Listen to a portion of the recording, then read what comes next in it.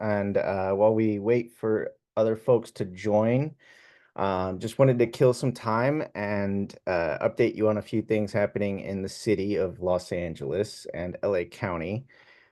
We have a charter reform commission that is half off the ground, if that's kind of generous.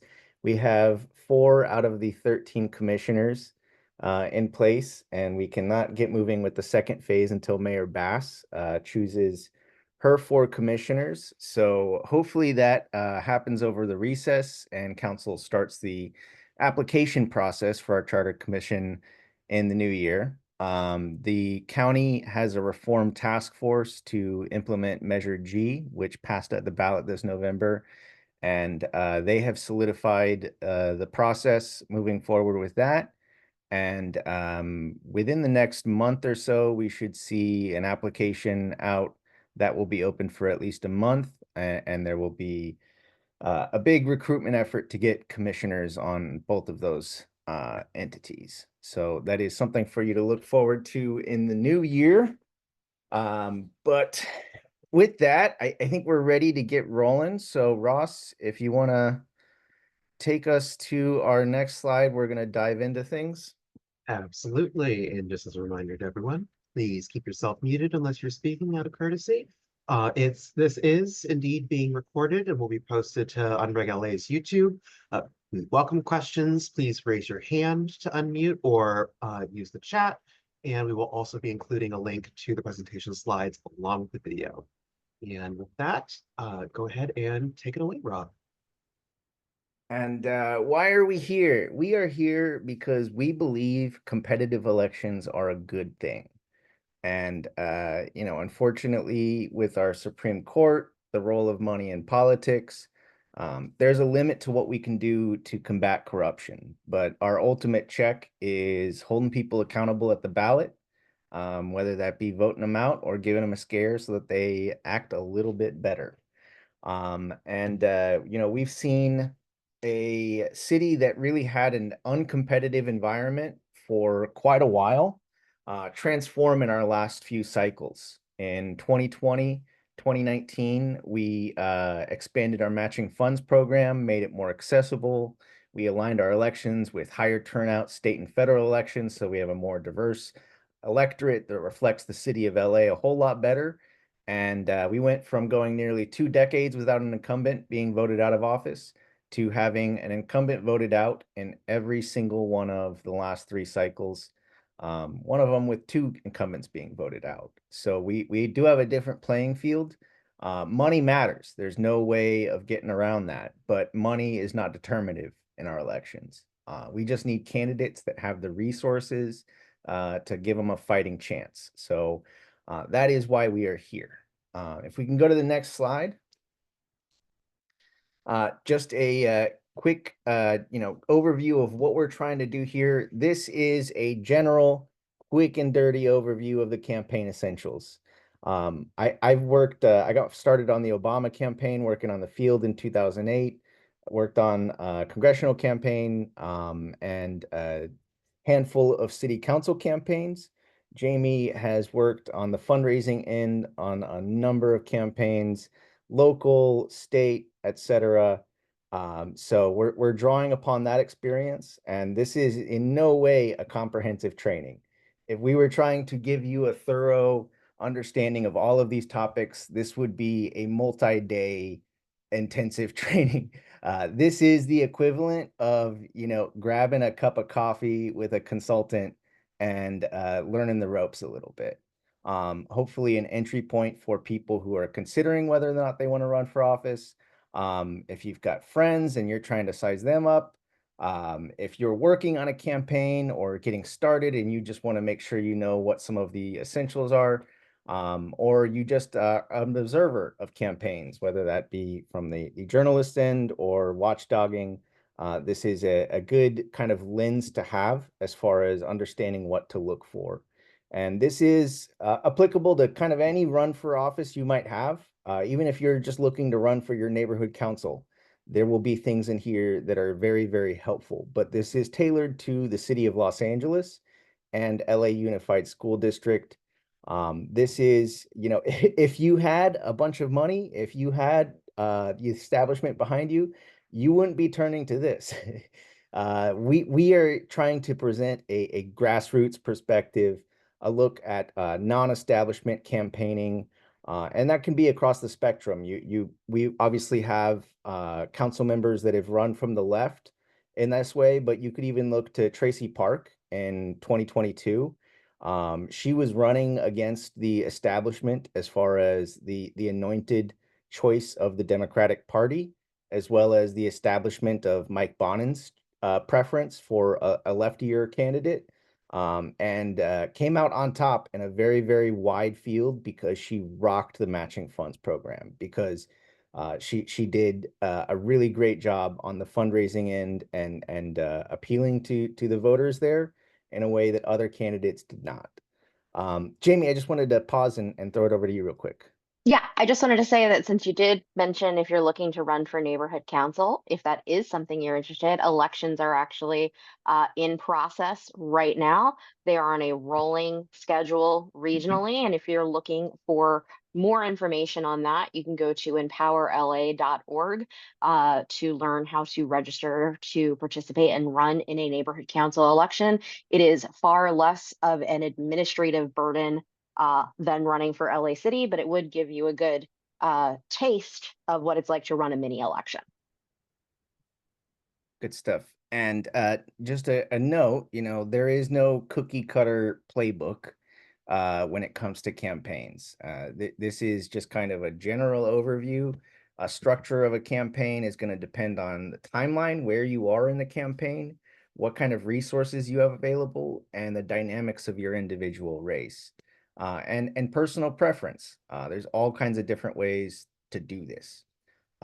If we can go to the next slide, just a really brief disclaimer on this presentation.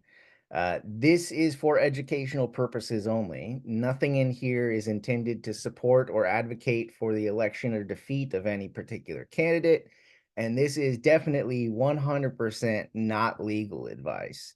If you have a question, I'd recommend turning to the candidate guide, asking a lawyer, or when in doubt, you can always contact the Ethics Commission's staff. They are a very, very helpful resource. We will get to that a little bit later on the compliance end, but just a really important thing to note. It is a bit challenging to run for office in the city of LA, but we do have some resources that you don't have in other places, whether that be our matching funds program or a super helpful Ethics Commission staff to turn to when you have questions. And with that, we will go on to the meat and potatoes of this, Ross. Just a really, kind of brief look at the dynamics of Los Angeles City and LAUSD elections. These are nonpartisan elections. About 10 plus years ago, California moved to the jungle primary kind of thing. The rules are a little bit different for that, but we've been doing this for like 100 years. We have had nonpartisan elections. If you secure over 50% of the vote in the primary, you're done. There is no runoff.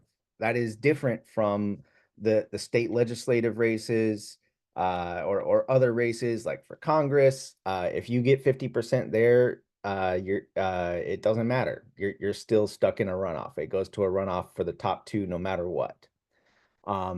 For the city of Los Angeles, we have our public matching funds program. That means that you can, we'll go into exactly what that means later on, but it does offer grassroots candidates a really big boost for their campaigns. Unfortunately, this is something that is not available for LA Unified School District candidates. And that is really unfortunate because if there were any race that needed them, it's a lot harder to get people hooked and interested in LAUSD campaigns. For the city of Los Angeles, we have really strict regulations. There are restrictions on lobbyists contributing. There's disclosure they have to do for fundraising. There is a ban on contractors, developers, all kinds of stuff there that you need to be cognizant of. Our how to follow the money training goes a little bit deeper, but really you cannot replace what you get out of the candidate guide and learning about the very fact specific application of those bans. For the city of Los Angeles, we also have a really nice feature, and that is that we have strict fundraising windows.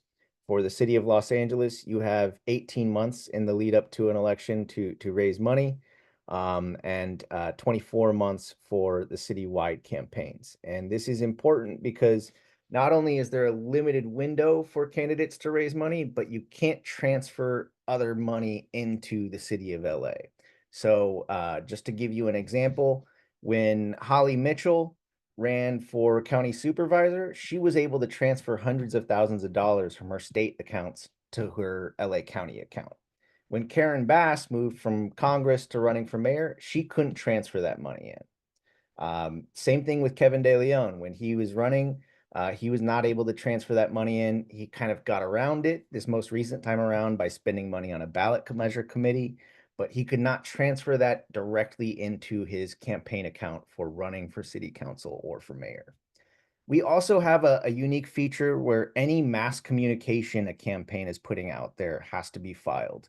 And this is intended for, the public benefit of being able to see what kind of information is being put out there, but also in fairness for the candidates. So if you're being attacked and you have the opportunity to respond. And this doesn't just apply to the candidates, it also applies to the outside committees that are spending money.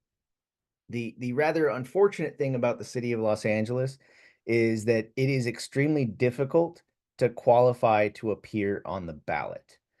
Much, much, much, much more difficult than if you were running for county office, if you were even running for governor.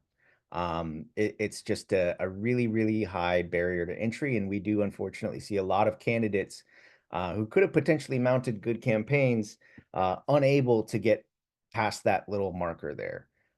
So we'll get into that a little bit later on as far as all of the things you need to make sure you're doing when you're trying to qualify for the ballot. And on to the next slide. The city of Los Angeles, we have very, very large districts, very diverse communities, and they are sprawling. That means that it's going to require a lot more money for you to run a campaign because you have a lot more potential voters out there, but also that you have to have a little bit bigger of a footprint as far as name recognition.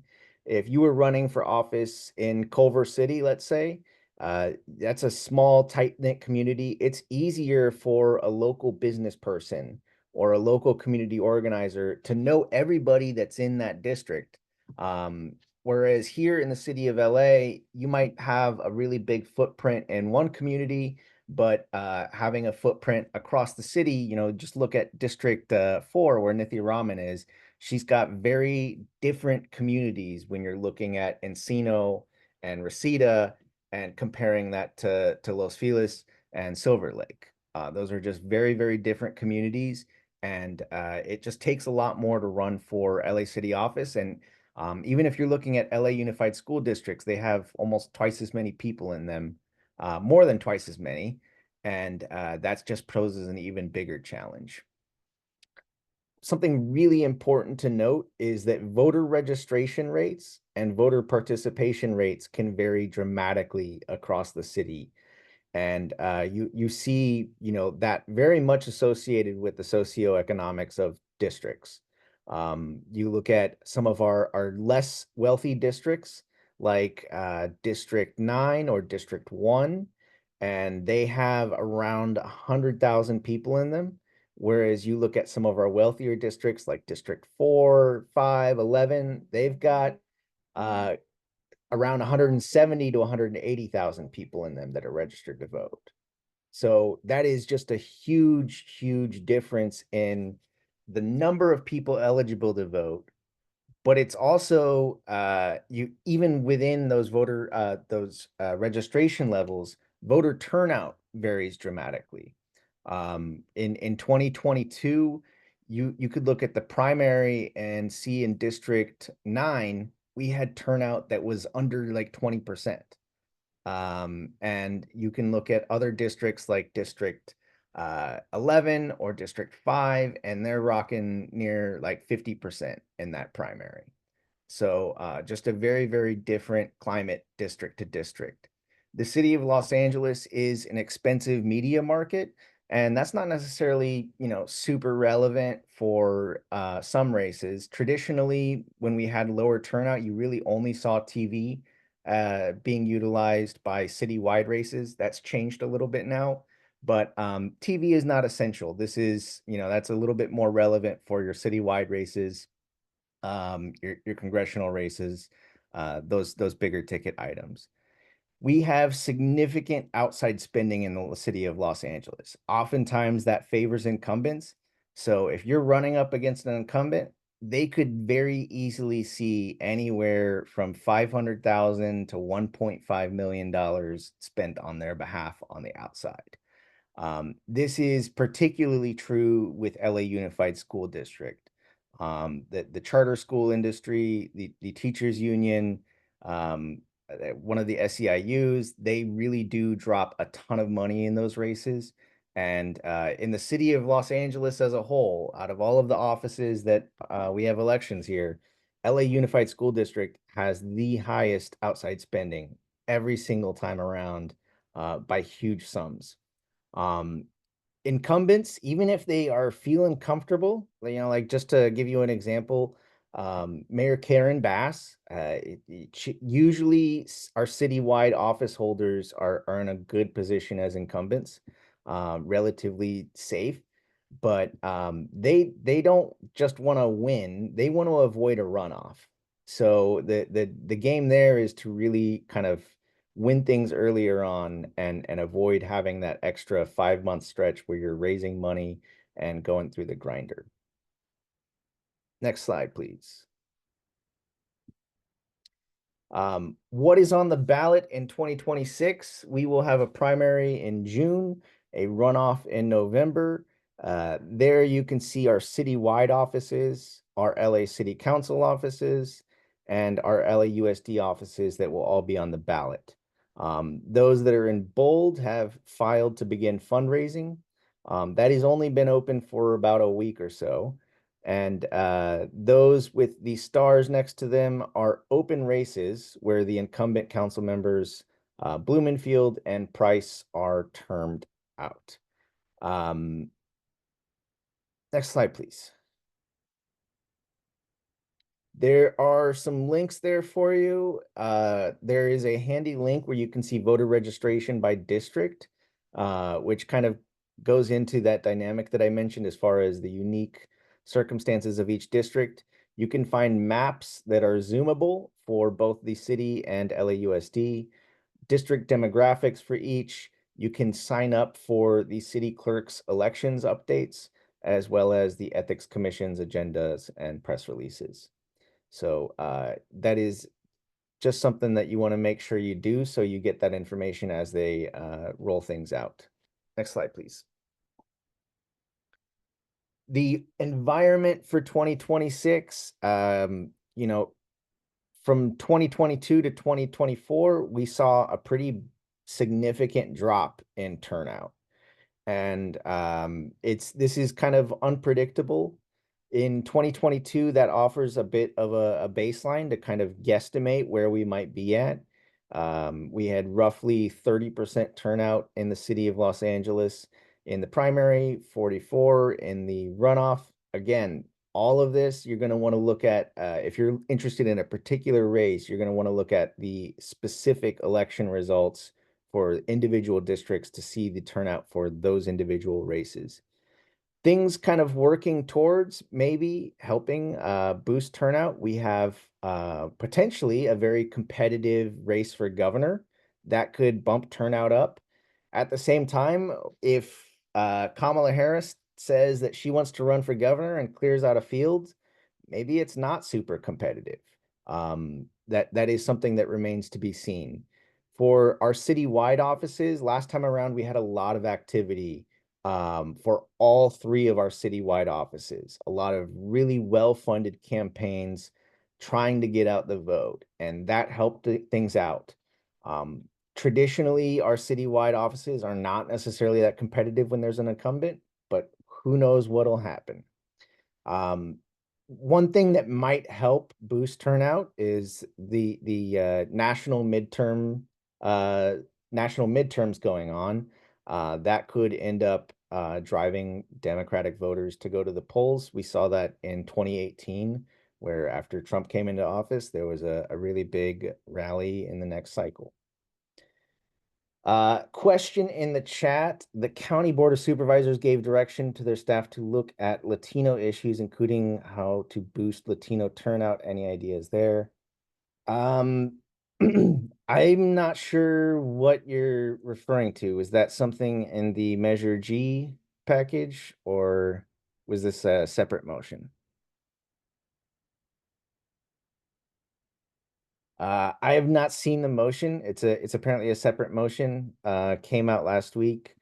I don't know if I've got too many thoughts on that at this time. If Ross, you could make a note of that. If we have time at the end, would be happy to kind of get into that a little bit more. But just want to make sure, in the interest of time and everything we've got on the agenda, we stay a bit focused on this. So on to the next slide. Some major events coming up. We have the as I mentioned, the fundraising windows for city offices. Those have already passed. We're looking towards January 2025. That will be when candidates have to file their semi-annual report. So unless you are an incumbent or somebody trying to stake out some ground or have money to just splurge, you probably will want to wait until after January to file, because if you file before, you have to file that semi-annual. So January and July, there are going to be a lot of eyes on our city races, and people interested in seeing who has raised what so far. So there will be, people trying to look at how much has Tracy Park built up in the war chest that she's talking about. How vulnerable is Katie Yaroslavsky? What she got? And those who get in afterwards, everybody's going to be scrutinizing 6 months from then. What did they do in that time? So those are going to be very big benchmarks as far as people considering whether or not they want to get in there and sizing things up. Wait until when to do what? There was a question in the chat to just clarify what I just said. Just to note that when you file has very, very important relevance. And if you filed right now or anytime before January 1st, you have an obligation to report your numbers on January 30th or whatever it is. So that is something that you have to go through and go through the paperwork, and your data, your information will be out there publicly. So a lot of times people wait until that passes and get then afterwards, because instead of having to file an immediate form and disclose that report, you can wait 6 months until you have to file your first report. There are people who like Katie Yaroslavsky and Tracy Park who are facing, a bit more competition, in that, there's a threatened recall against Yaroslavsky. Tracy Park had the closest race out of any incumbent council member in 2022. So they have an interest in getting out there and getting ahead of things. There's a candidate who filed for District 3 because it's an open race. So they just kind of want to mark some ground and say, hey, I'm out here. Jamie. I was also going to touch on this when we get to my slides, but another important part of it is that the timing of when you do your fundraising is really important. So if you were to file now, any fundraiser would tell you that December and July are terrible months for fundraising. In July, it's a lot of people on vacation. There's a national holiday. And December, you have the holidays. So they're really typically slow months for doing fundraising activity. December, you also have that everybody's kind of burned out from November elections right beforehand. So if you don't have to file, you shouldn't. because the likelihood that your fundraising numbers are going to be suppressed just because of sort of the natural patterns that we see with fundraising. And when people, especially IEs or people who might be doing endorsements, start to look at you, they will look at those initial numbers and they will judge you by them. And that's a really important aspect of it too, that if your first showing is a weak showing, that can have a really negative impact on how you are perceived as a candidate and how your viability is perceived. Very, very important. And to just give some context on, when you should try to be making up your mind, or when you should hope to see a field kind of solidify. A lot of a lot of decisions are made after that July 2025 semi-annual report. So about 7 months from now, people will be able to see who's raised what in the race so far. And within a few months of that, you're going to want to get in the race if you're going to get in it. Unless you're Rick Caruso, you can't afford to wait until filing week to open up your committee. Filing week in the first weeks of February 2026 is a really important time. I'll get into that a little bit more later. And just to highlight, how crazy things get after that period.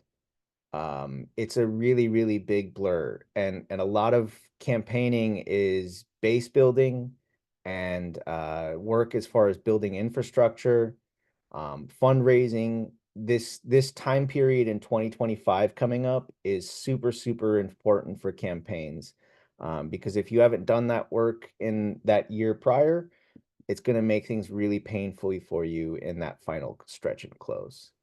The Ethics Commission has a super handy key filings checklist, and that just gives you all the goods on important forms, different things that are all due at different times. So I just threw that in there for reference. On to the next slide. What has worked recently in LA City Council campaigns?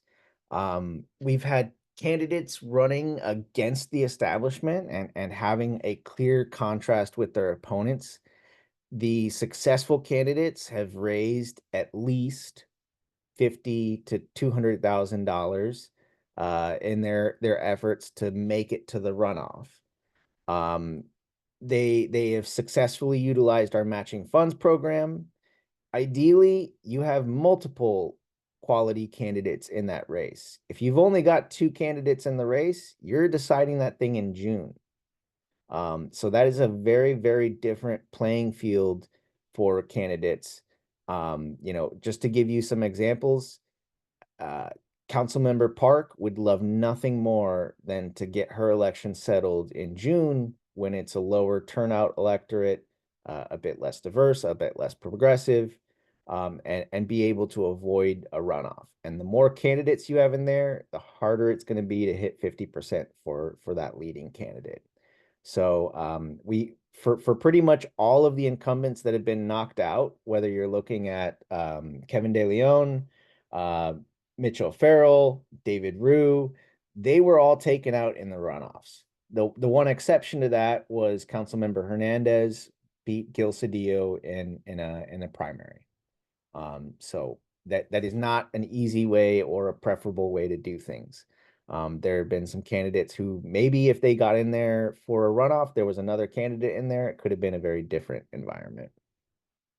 All of these candidates have had, large volunteer bases they could call on to get knocking on doors.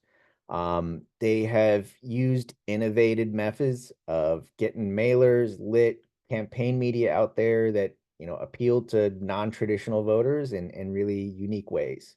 So there's, some common threads through all of them.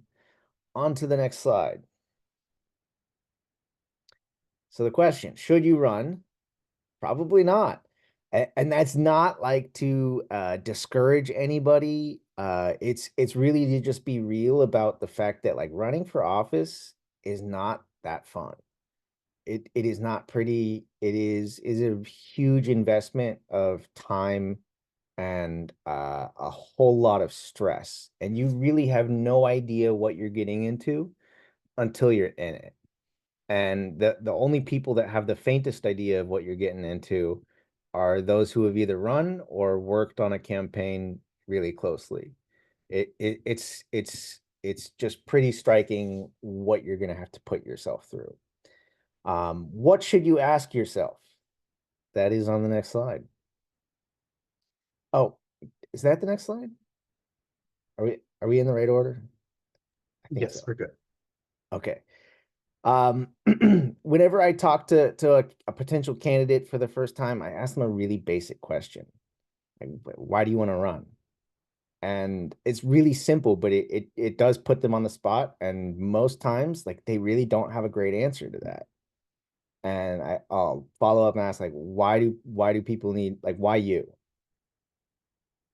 What uniquely are you bringing to the table? And sometimes that gets a really loose answer and just, no, really, like, why you? And you don't need to have perfect answers to those questions. We will kind of get into some of those potential answers and ways you can think through those answers. But before you get into it, you got to have a really good, firm understanding of that. You need to have a commitment that you're ready for the unsexy work of campaigns. You have to be willing to deal with rejection, whether that be endorsements or people chewing you out at the door and slamming it on you, or whatever. There is just a lot of perseverance you need as a candidate on, just simple things. Jamie's going to get into it a little bit later on fundraising, but like, are you willing to do call time? Like, but it's not a fun experience to sit there and dial for dollars, but that is just something you have to do. There's really no way around it. And you have to be willing to engage and deal with that public scrutiny. People will be doing oppo on you and digging up into dirt, and there will be weird shenanigans. It's a reliable thing in local politics. You will see weird shenanigans. You need to ask yourself, like, what are your connections to the district, and is your message actually going to resonate with it? Thinking through, what is your path? Who are you running against? What is your lane like? And how is that lane going to expand? Because something that's really important to keep in mind is that what works in the primary isn't necessarily going to work in the runoff. The ultimate name of the game is you got to get to 50% plus if you're trying to win. So if you're running towards a narrow constituency of your district, and that's the only kind of bell and whistle you got, then you're not necessarily going to get to 50% there. Ask yourself, can you raise that minimal amount needed to be viable as a candidate? Something really, really important that you should not underestimate is, like, does your significant other support your venture? Because if they don't, you're gonna have two things happen more than likely. You're gonna lose your campaign and you're gonna lose your significant other. It's just a huge, huge test in a relationship. And if you've got, young kids, that's not to say that that's a barrier to entry, but you're gonna need to have, that family solidarity there when it comes to uh, you know, watching the kids, dealing with that sacrifice and that time away from your family. Because, as I said, call time is there, and you got to have the bandwidth for that. The last thing is, before you get into the race, have you read the freaking candidate guide in full? And this is just something that you've got to do. You've got to do. Do not underestimate what there is as far as compliance. There's just a lot of rules and a lot of paperwork involved in running for office. And now we will talk about the glorious candidate guide. This is your new sacred text. Read it, make notes, post-it flags, print it out, have it on your desk. That's just something that you've got to do. Have a searchable PDF on your desktop. So if you got to pull up a keyword, you know, what is the disclaimer regulation? You can do that quickly. The Ethics Commission is more than happy, and they have conveyed this, that if you want a printed copy, just let them know and they will print one out and mail it to you. So there are no excuses here, no excuses. And one note is the LAUSD, they have their own separate campaign regulations for weird charter reasons that you will have to watch another teach-in to understand why we were there. But they do not have their guide up right now. So just know that if you're running for LAUSD office, they have their own beast that you got to deal with. Jamie. I'd also say take it one step further, save it as a book on your phone. If you are able to go through dense reading on your phone, I give you props. I'm not that kind of person, but that is a good thing to have handy and available for you. On to the next slide. Compliance assistance. This stuff can be super, super complicated and case by case basis, fact specific. And the law does not necessarily have answers for some of these things. So you really do have to rely on either getting legal advice from a lawyer or getting the ethics commission's help. And you will be surprised when you call in there, they are actually defy every stereotype about unresponsive government or unhelpful, slow bureaucrats. They punch above their weight as far as what they do with a limited budget, and really, really do try to go out of their way to help candidates and to make sure that, you know, they are there because they understand that the higher standards we have in LA City races present a burden to candidates and campaigns, and in particular present a burden for grassroots campaigns that don't have, you know, pricey consultants, a full-time campaign manager from day one, and Kaufman Legal on retainer. So the Ethics Commission has the ability to provide you formal or informal advice. The one thing to note about formal advice is that becomes public information, but it also gives you the presumption of immunity. So both of those are an option for you if you ever need any kind of advice. Next question, please. Or sorry, next slide. As I mentioned, this is just an insane thing you're getting into, and there is an administrative burden that can be a huge pain and requires staff attention, and that might be early on falling on the candidate or falling on volunteers, but you've got to make sure you're on top of it. When it comes to accounting, there's increasingly frequent filing periods before election day. Matching funds are a great benefit, but they are a huge pain to apply for, and you can't touch a dollar from that until after you've qualified, which requires you to qualify for the ballot. So that means out of the 18 months ahead of us for city council candidates looking towards June 2026, only towards the end of February can they hope to maybe get public matching funds. So it's hugely helpful for grassroots campaigns, but it's not going to help you until you're in the thick of it. So it just requires a lot of capacity. And because all of your mass communications have to be filed with the Ethics Commission, and that means if you've got a donation form, a physical donation form that you're printing out a bunch of copies of, a walk script, if you've got a campaign email, a lawn sign, they're just all kinds of stuff. You have to file it with the Ethics Commission.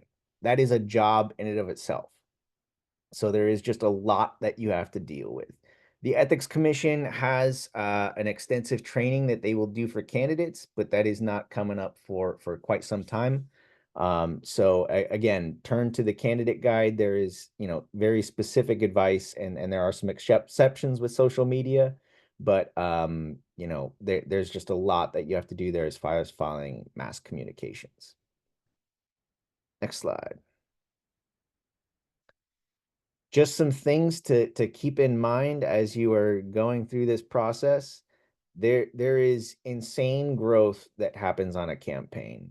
There is a trajectory that is pretty wild. Like you have your initial uptick as far as like just getting your stuff together to file, but the next year or so is going to be relatively slow, as far as like you're just base building. But once you hit early 2026, the pace of things is going to grow dramatically, and you have to have the infrastructure of a campaign that is organized enough to grow with that.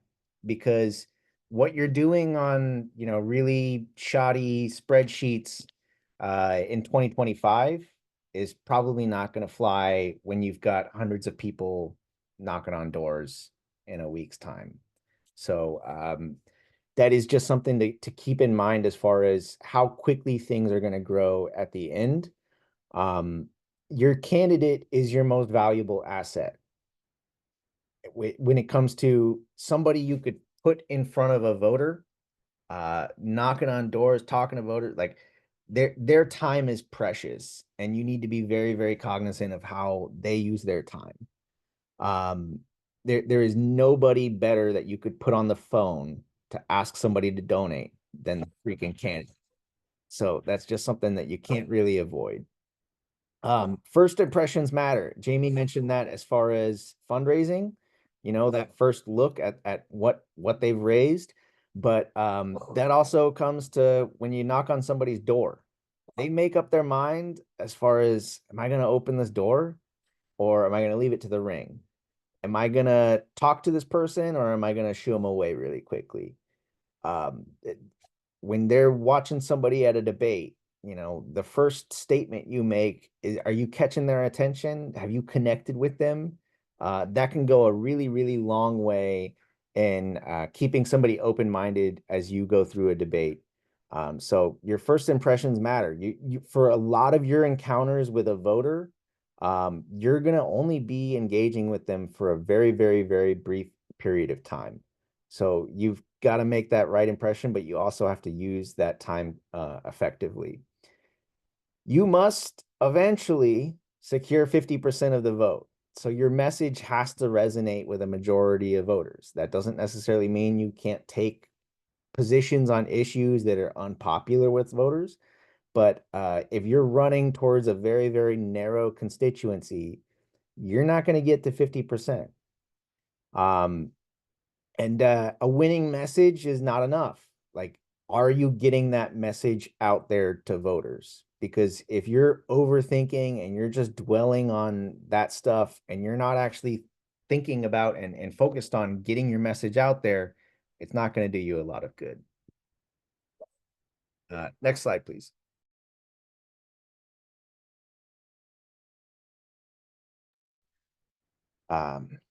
Essentials, please worry about yourself. Like the funny thing about campaigns is like they'll mess with your head. They can be super competitive and they can be super bitter, and it can be really easy to obsess about your opponent or what they're saying or what they're doing. Worry about yourself and things in your control. Something super important, especially for our progressive candidates, our anti-establishment candidates, whoever. Establishment candidates can absorb hits that you cannot. And you really cannot afford to have self-inflicted wounds. I could name off half a dozen campaigns in those last 3 cycles where the candidate made a really bad choice or made a fatal mistake. And that can be enough to prevent you from making it onto the runoff or squeaking out an election. Really be cognizant of what you're doing as a campaign, as a candidate. Is this a good use of your time and money and resources? What does this do to help us win the campaign? And you've really got to think about that, because there's a lot you can be doing on a campaign with money in politics that does not necessarily translate to votes.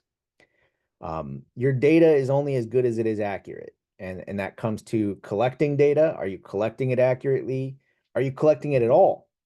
If you're having a fundraiser, a meet and greet, or a canvas launch, or whatever, if you're not recording who's there, if you're not like, you don't have a sign up sheet, you don't have somebody that's circulating that and making sure everybody signs in, then that's lost data.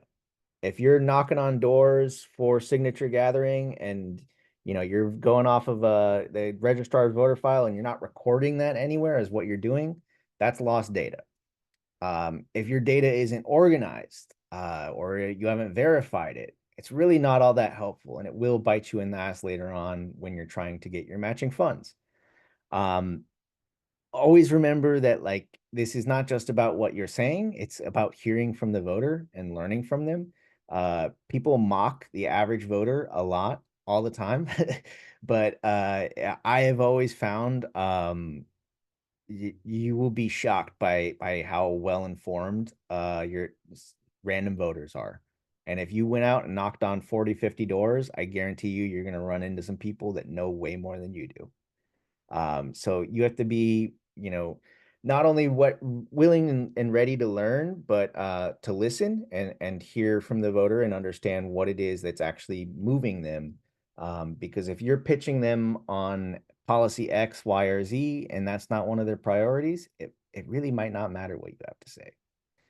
And always remember that you got to have a credible argument for change. This is something that we have recently learned painfully at a presidential level. If you cede that argument of change, people are not happy with City Hall. So if you're not offering them some sort of change or improvement and reason to believe that you're legitimately standing behind that, it's not going to do you too much good. Next slide, please. Jamie, I look forward to shutting up now. So I'm going to talk a little bit about the fundraising aspect of it. I do want to be clear that this advice is very specific to running in an LA City race, but there is much of this that will translate over into any other race that you might be considering running for. But LA City does have some specific rules and requirements, and we are going to touch on those a bit. So presently, the maximum that you can raise per election is 1,000 for city council races and 1,800 for citywide. And that's not a huge amount of money relative to some of like the statewide races, for instance, but it is fairly significant.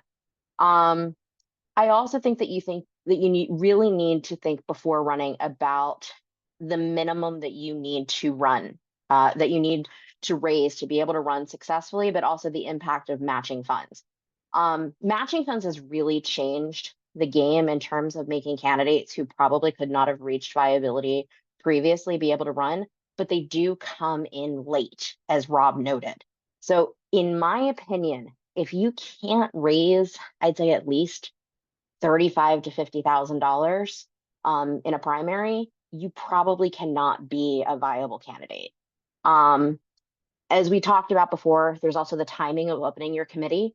You want to really pay attention to those windows. If you were to file right now, you'd have a very short window to raise. You'd have a very bad window to raise because of the competition with the holidays, and you probably wouldn't raise very much. And it would make you look like a far less serious candidate. You don't want to do that to yourself. LA City does allow you to loan yourself money, which is a great way to boost your numbers if you need to make yourself look better. This is a really common practice, and you start looking into people's fundraising reports. Sometimes you'll see, oh, they gave themselves quite a significant loan. But for the people who are really looking for it, they know to look for it. Also, if you give yourself too much, it can impact your ability to be eligible for matching funds. So when you go to run, really one of the first things that you're going to be doing is looking for a treasurer and potentially looking for a fundraiser. Can we go to the next slide?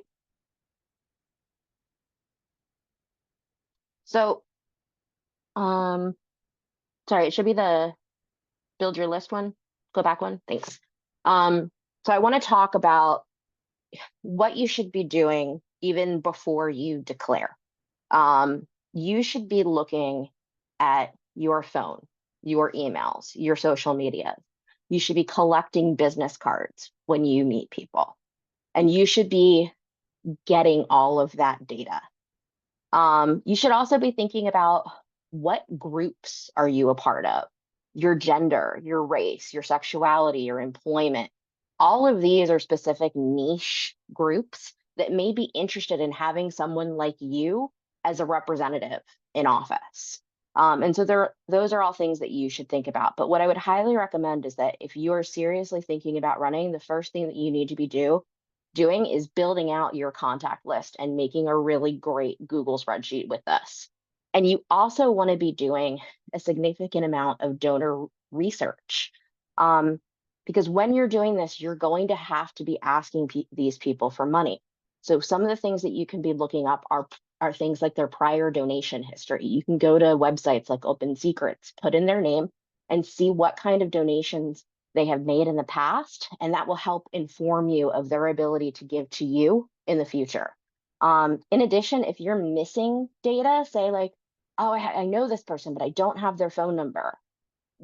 Websites like White Pages can be a really good resource for finding people's phone numbers, which I know comes off a little bit stalkery, but when it's really great, especially the paid White Pages account, if you want to get cell phone numbers. So we can go to the next one. So I think this is probably one of the parts of the process that is the hardest for a lot of people, and it's maybe some of the most uncomfortable. But if you can get comfortable with it, you can be really successful because you will not get what you will not ask for. You have to be willing to make the ask. So I would highly recommend, if you're thinking about running, practicing, reaching out to the close people in your life and making the practice pitch. I'm not saying to actually make the ask until you file, but to practice doing the pitch, the little bit of chit chat, and then the saying, well, can I count on you for $1,000 for my campaign? And the other thing that I would say is that you have to get used to not taking no for an answer. Maybe $1,000 is not what they can do, but if they're like, oh, I could do a little bit right now, push then for 500. You really have to be willing to make those pitches, and you really have to be willing to do the follow-up. You also want to be really cognizant of keeping good notes and keeping good data. Those notes will save you, and it will also make your donors feel like you're invested in them personally. You want to be able, when you make those phone calls, to ask them how such and such thing is going or how their kids' school play went, whatever it is that you talked about in that conversation. So you want to make sure that you're documenting that all in some way. Because if you don't, I guarantee you, your memory is not that good. It will all become a blur. And this part of the process, especially when you're trying to do those higher dollar calls, is incredibly important for creating that feeling of authenticity, for creating that feeling of donor investment, and being able to be successful really early on. The other thing that I'd say is that, you know, when you're running against an incumbent, potentially, their first calls are always going to be, or almost always going to be, to the lobbyist. And they're going to ask the lobbyist if they can raise them 10 checks, raise them 15 checks. And the lobbyist will. That is fundamentally how this city functions. What you're going to have to do as a first-time candidate is raise all your money from your love money first, because raising it from that area is what's going to prove to institutional money that you are a serious candidate. And so you're going to need to really exploit your network for as much as you can. I also am of the belief that thank you notes are really important, or thank you postcards. I'd really recommend having a template set up for them early and getting them out relatively recently in correlation to the contribution. Rob. I was just gonna follow up on, the importance of being willing to make the ask. Like, it can be really easy for people to assume like, oh, like, I know this person, they're a friend. I sent out a, campaign launch. I tweeted out a video, whatever. And even if they have donated, people like to be asked, whether it's for a donation or their support. And there's a story that really stuck with me. Paul Wellstone is kind of like a legendary progressive, former senator. He died in a plane crash, but like really did do a lot to elevate progressive organizing. And his first campaign he actually lost. It was for a local office. And afterwards, he was out on the street talking to a neighbor, and the neighbor's like, "Oh, sorry about the election. You came so close." And uh, he said, "Thank you for your support." And they said, I actually didn't vote for you. And Paul Wilson's thinking like, what? I lived across the street from this person for years. Like, what? And they're like, well, you didn't ask. And that's just something that you have to remember, that like you've got to make that ask. The worst thing they can say is no, I can't at this time, or no, I can't.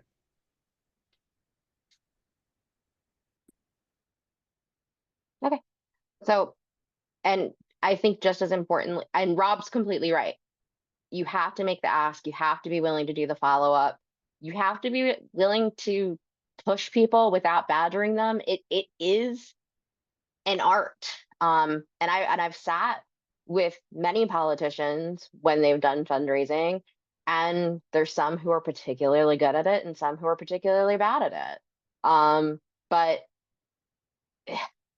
the ones who are good at it are the ones who are willing to make the ask, to be direct about it, to not apologize for it. And that when you are making that pitch, that you have a strong sort of story of self as to why you're the one that can make this change, as to why you're the one that it's important to change this district. Um, it's really important to have that sort of confidence going into it.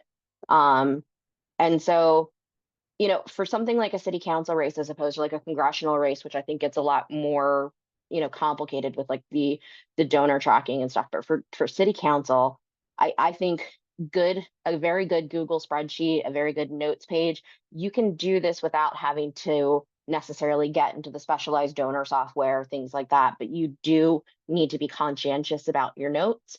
It also, I'd highly recommend it. If you're struggling to do the ask, that maybe that's a different situation, but you don't necessarily need to get a fundraiser at the beginning. A fundraiser that you hire is going to take a percentage or a monthly cut of whatever you raise. So it's better if you can get that love money in first without having to have an expenditure for it beyond your treasurer and what you have to charge the credit card. The other thing that I'd say is that if you get a commitment on the phone, offer to run their credit card for them right then and there. Money in is always better than money promised. If you're working with a call time assistant, you can pass it off to the call time assistant to have them run it, but you will be surprised at what people are willing to send you in order to process your donation. I have had credit cards texted to me. I have had images of credit cards texted me to run a donation. But if you're on the phone with someone there and they're enthusiastic about your campaign, don't wait and offer it as a service. Let me help you get this off of your to-do list. I can run your credit card for you right now. And it's an odd thing to do if you haven't experienced it, but it's a necessary thing. So can we go to the next one? Yeah. Oh, Rob. Really quickly want to say, like, for progressive candidates in particular, this is like an uncomfortable thing. Asking for money and like doing this grind can be really weird. And you've got to just push through it. I promise you, like when you're going through that love money that Jamie referred to, that's the easy stuff. And if you're willing to sit through it and do it, you're gonna realize it's really not that bad and painful. And it's not sexy stuff. You got to find a way to keep yourself motivated, and you've got to, you know, do it a bit at a time, but like you've got to find a way to churn through your list. And I remember taking like a fundraising course with somebody that was a fundraiser for Nancy Pelosi, and like she likes chocolate. She got a piece of chocolate after every call sheet. If you got to do something small like that to keep yourself motivated, do it. Some politicians have a bell that they get to ring when they bring a donation, and I've seen that. Um, so there's all kinds of fun ways that people are motivated, but some politicians are just, this is the thing that they are good at. They might not actually be a great policymaker, but they are great at this social aspect of it. I want to talk a little bit about fundraising events, just also some tips and tricks with this. So in building a host committee, it's often really helpful to look at connected people in your network that might be willing to host something for you. And there's really multiple options with doing this. You can do a Zoom event. That's still something that I think is popular, but in-home and in-office events are also really popular and common ways that we see it. I really, especially for newcomer candidates, do not recommend trying to have some big, extravagant fundraising events, because at the end of the day, you're going to be responsible for paying those costs. The city allows a $500 exemption on in-home or in-office fundraisers. So that is money that does not count towards your contribution if it is being hosted in someone's home. So this is things like food or drink, catering for the event. But everything beyond that does count as what's called an in-kind contribution or a non-monetary contribution. So if your host is having this event and they're getting some, I don't know, band to play that costs a bunch of money, the cost of that band counts against the contribution to you. And so you've got to be really cognizant of that. You don't want to have expensive fundraisers because it's going to cost you, because they can't pay for the expensive band because it will be more than that $1,000. So your campaign is going to have to pay for it.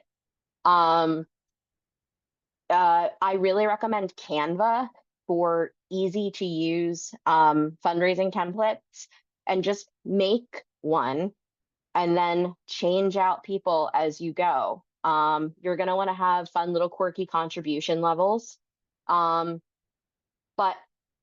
I'm of the opinion that you never turn down money. If somebody wants to come to your event, but they can't make that contribution level, it's worth being flexible about it, because that might be somebody who converts into being a volunteer. So if somebody asks, like, can I come even though I can't afford the $100 base ticket level, you should say yes. You should try to get something out of them, but I would never turn down money. In addition, if your flyer for your event is going to over 200 people, it needs to be filed with ethics. This is part of the communication burden that Rob talked about. So smaller fundraisers won't necessarily have these flyers filed, but for larger ones, they absolutely need to be. Okay, we can go to the next one. So just a word on prohibited fundraising. Don't do anything on city property unless it's available to the public for campaign activities. So something like a park would be okay. Do not solicit city officials and employees, and city commissioners and department heads cannot engage in fundraising activity. So like they can't be on a invitation, they can't host a fundraiser for you. And ethics commissioners can't do any kind of fundraising activity whatsoever. But if a city employee or a city commissioner gives to you independently, like they're not asked, they just do it on their own, that's okay. But you can't solicit these people, they can't participate. And so that's a really important aspect of it. The city also has rules on things like contracts over $100,000. There's the developer ban, there's the lobbying ban. That is all stuff that is covered in much greater detail in the handbook, and I highly recommend reviewing it because we do have more prohibited contributions than other areas. So I wanted to talk a little bit about matching funds because I do think that matching funds is the game changer, particularly for more grassroots candidates. So the next slide.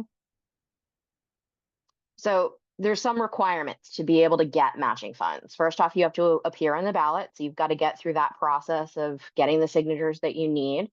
You need to get a 100 in-district donations of at least $5 from an individual. So their LLC does not count.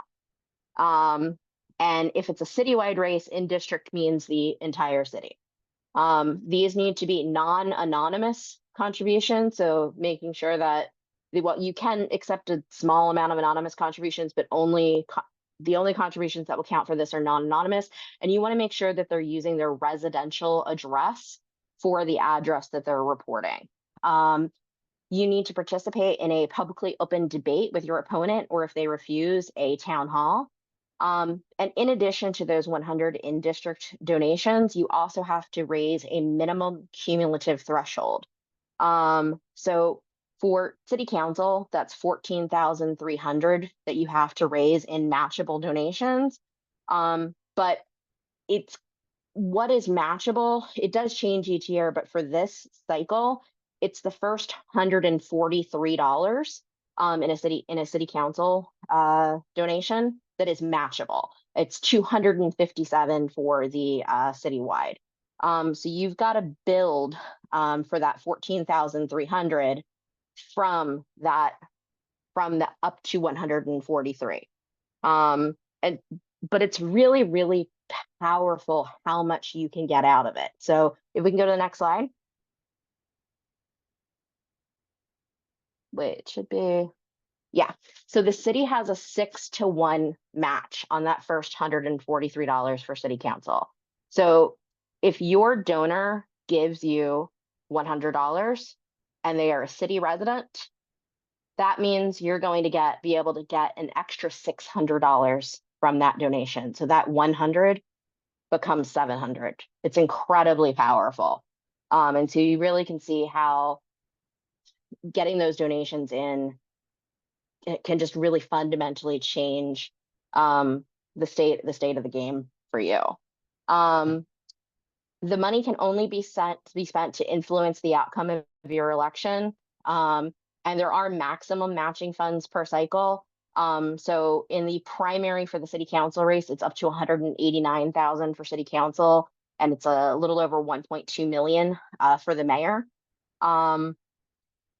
But I did want to talk a little bit about, just go to the next one. There's a high administrative burden with the matching funds. Ethics is very, very particular about matching funds. And it makes sense because this is taxpayer money that's, being given to you. And so there's a high threshold of accuracy that goes with these, but I have seen them reject things over a comma before, literally. But there's also tips and tricks like when you're taking your employer occupation information, if your donor puts down something like for their occupation, they put down marketing, that will be rejected. It has to be marketer, which I know seems like it's nitpicky, but that is the reality of it. Somebody puts down teaching, no, it has to be educator, it has to be teacher. And so when you see your contributions coming in, knowing what to look for and knowing what to correct and doing this early will be incredibly helpful when it is time for your funds to be distributed. You also can reach out to ethics to start pre-qualifying for the matching funds after you've met like meeting that 14,300 plus your 100 in-district donations. You can actually start reaching out to ethics to pre-qualify them so that as soon as you hit all of the triggers for qualifying, you can get that money dispersed. They also really do not like acronyms or shortening. So if somebody puts CEO as their job, you want to get that changed to Chief Executive Officer, for instance. Things of that nature. Go to the next one. So some of the things that you're going to need a credit card processor of some kind if you are running. ActBlue and eFundraising are the two that I can recommend. LA City requires additional information beyond sort of the traditional layout or format that you would see in a normal campaign. So what you're going to want to do is you're going to want to make sure that your ActBlue or your eFundraising page is set up to capture all of that additional information. It's going to have your donor assert things like this is their own individual money, that they're not a lobbyist, that they're not a prohibited contractor, that they're not a prohibited property developer, things like that. And so you're going to need to edit these pages to make sure that you're capturing all of the additional information that's in the sample fundraising page. And that's incredibly important because if you don't have those boxes checked, that you cannot get matching funds for these credit card donations. Or you will have to go back to your donor and say, hey, I need you to assert that you meet all of these qualifications. So that's one of the reasons that it's just so particularly important in having this set up early and correctly, and that you should be trying to sort of correct your donations as you go to make it as easy as possible. Because as Rob said, the matching funds come late. They come late in the process, but the earlier that you can unlock them, the more powerful that is for your campaign. And there's really nothing quite like being able to unlock all of that extra money simply by turning in a form to the city. So that's what I've got. Did you want to answer the question in the chat? Oh, I didn't see it. If you pledge not to take money from a particular type of donor, that's not prohibited, and they do want to donate to you, how do you turn that down? Is that a situation that actually happens? It is a situation that actually happens. So generally speaking, if a donation comes in and it's one that you've pledged to accept and you're not accepting that kind of donations, perhaps say you're not accepting corporate donations, but one comes in. Generally, the credit card processor on a nightly basis will let you say, I don't want to accept this donation, and you can decline for it to be run. So that's one option. And it's the option that I would most highly recommend because then it will not even show up on your report. Another option is that if you can accept the donation and then return it, that's probably the second best one that you can do, but it might lead to your opponent attempting to ding you. In my opinion, it's always better to just never accept the donation in the first place because then you don't have to worry about potentially getting dinged by it. Now, if it's a donation that you find out is illegal in some way, ethics still allows a fairly large window to return those. So you have 75 days after the next filing date for your paperwork to return it. So in this instance, right now, like Tracy Park is running, right? Her next filing date is going to close December 30th. And I think the paperwork filing is like January 31st, if I'm correct, Rob, or January 30th, one of those. So she would have 75 days after that January 30th or 31st date to return a donation that's potentially illegal. What I will say, though, is that there are also rules from the FPPC, and this applies more to incumbents than to anyone that's currently running, although perhaps if you're holding a position somewhere else, like you're on a commission or something of that nature, this could apply to you. That if you accept a prohibited donation where it's the state rules, you have a window of 14 to 30 days, depending on the way in which it's prohibited, to return it. So the state rules have a much more limited window compared to the city rules. And the city gives you a much longer legal window for these returns or corrections or cures, as they call them. Another example of something like this would be like you get a donation from a joint checkbook, and it's for $2,000 to your campaign, but it only has the signature of one of the people in the couple on it. You actually need the signatures of both people in the couple on the check. And if you don't have that, you're going to have to get a form that certifies that it was in fact both people on that joint checking account making the contribution. But the city again gives you a fairly long window to cure those contributions and to make them eligible to be accepted. So you don't have to worry if it's not perfect in the immediate. There is a long window, but it is why I recommend staying on top of things.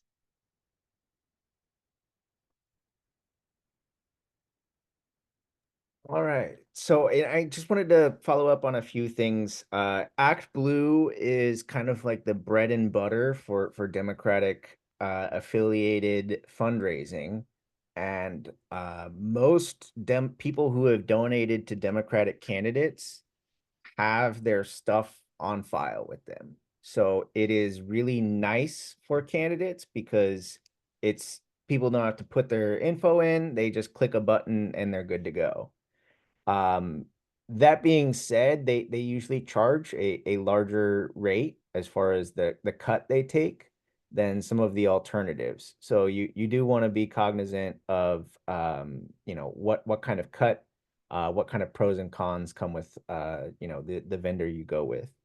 The $5 in-district contributions, that's very deceptive, like the signature requirements. It sounds like it's not that much, but trust me, that's a lot. And depending on the district you're running in, that can be really challenging. So you want to be working on that now. So if you're, you know, out doing a community event or you're knocking on doors, you talk to a live one that supports you, ask them for $5. It's something that you don't want to wait till the end because then it just becomes a huge pain. If you've got 50 in your under your belt by the time a year from now, you're in a much better place than if you're waiting till the end to focus on those $5 contributions. The other thing that I forgot to mention earlier is that you know, the no transfers thing that applies to the runoff. So you use it or you lose it. If you're pulling in a bunch of matching funds and you don't spend it at the end and you have a bunch left over, you have to return it. So you can't transfer that money to your November runoff campaign. If you have money left over after the end of your final election, you can transfer it if you win to your office holder account in limited sums.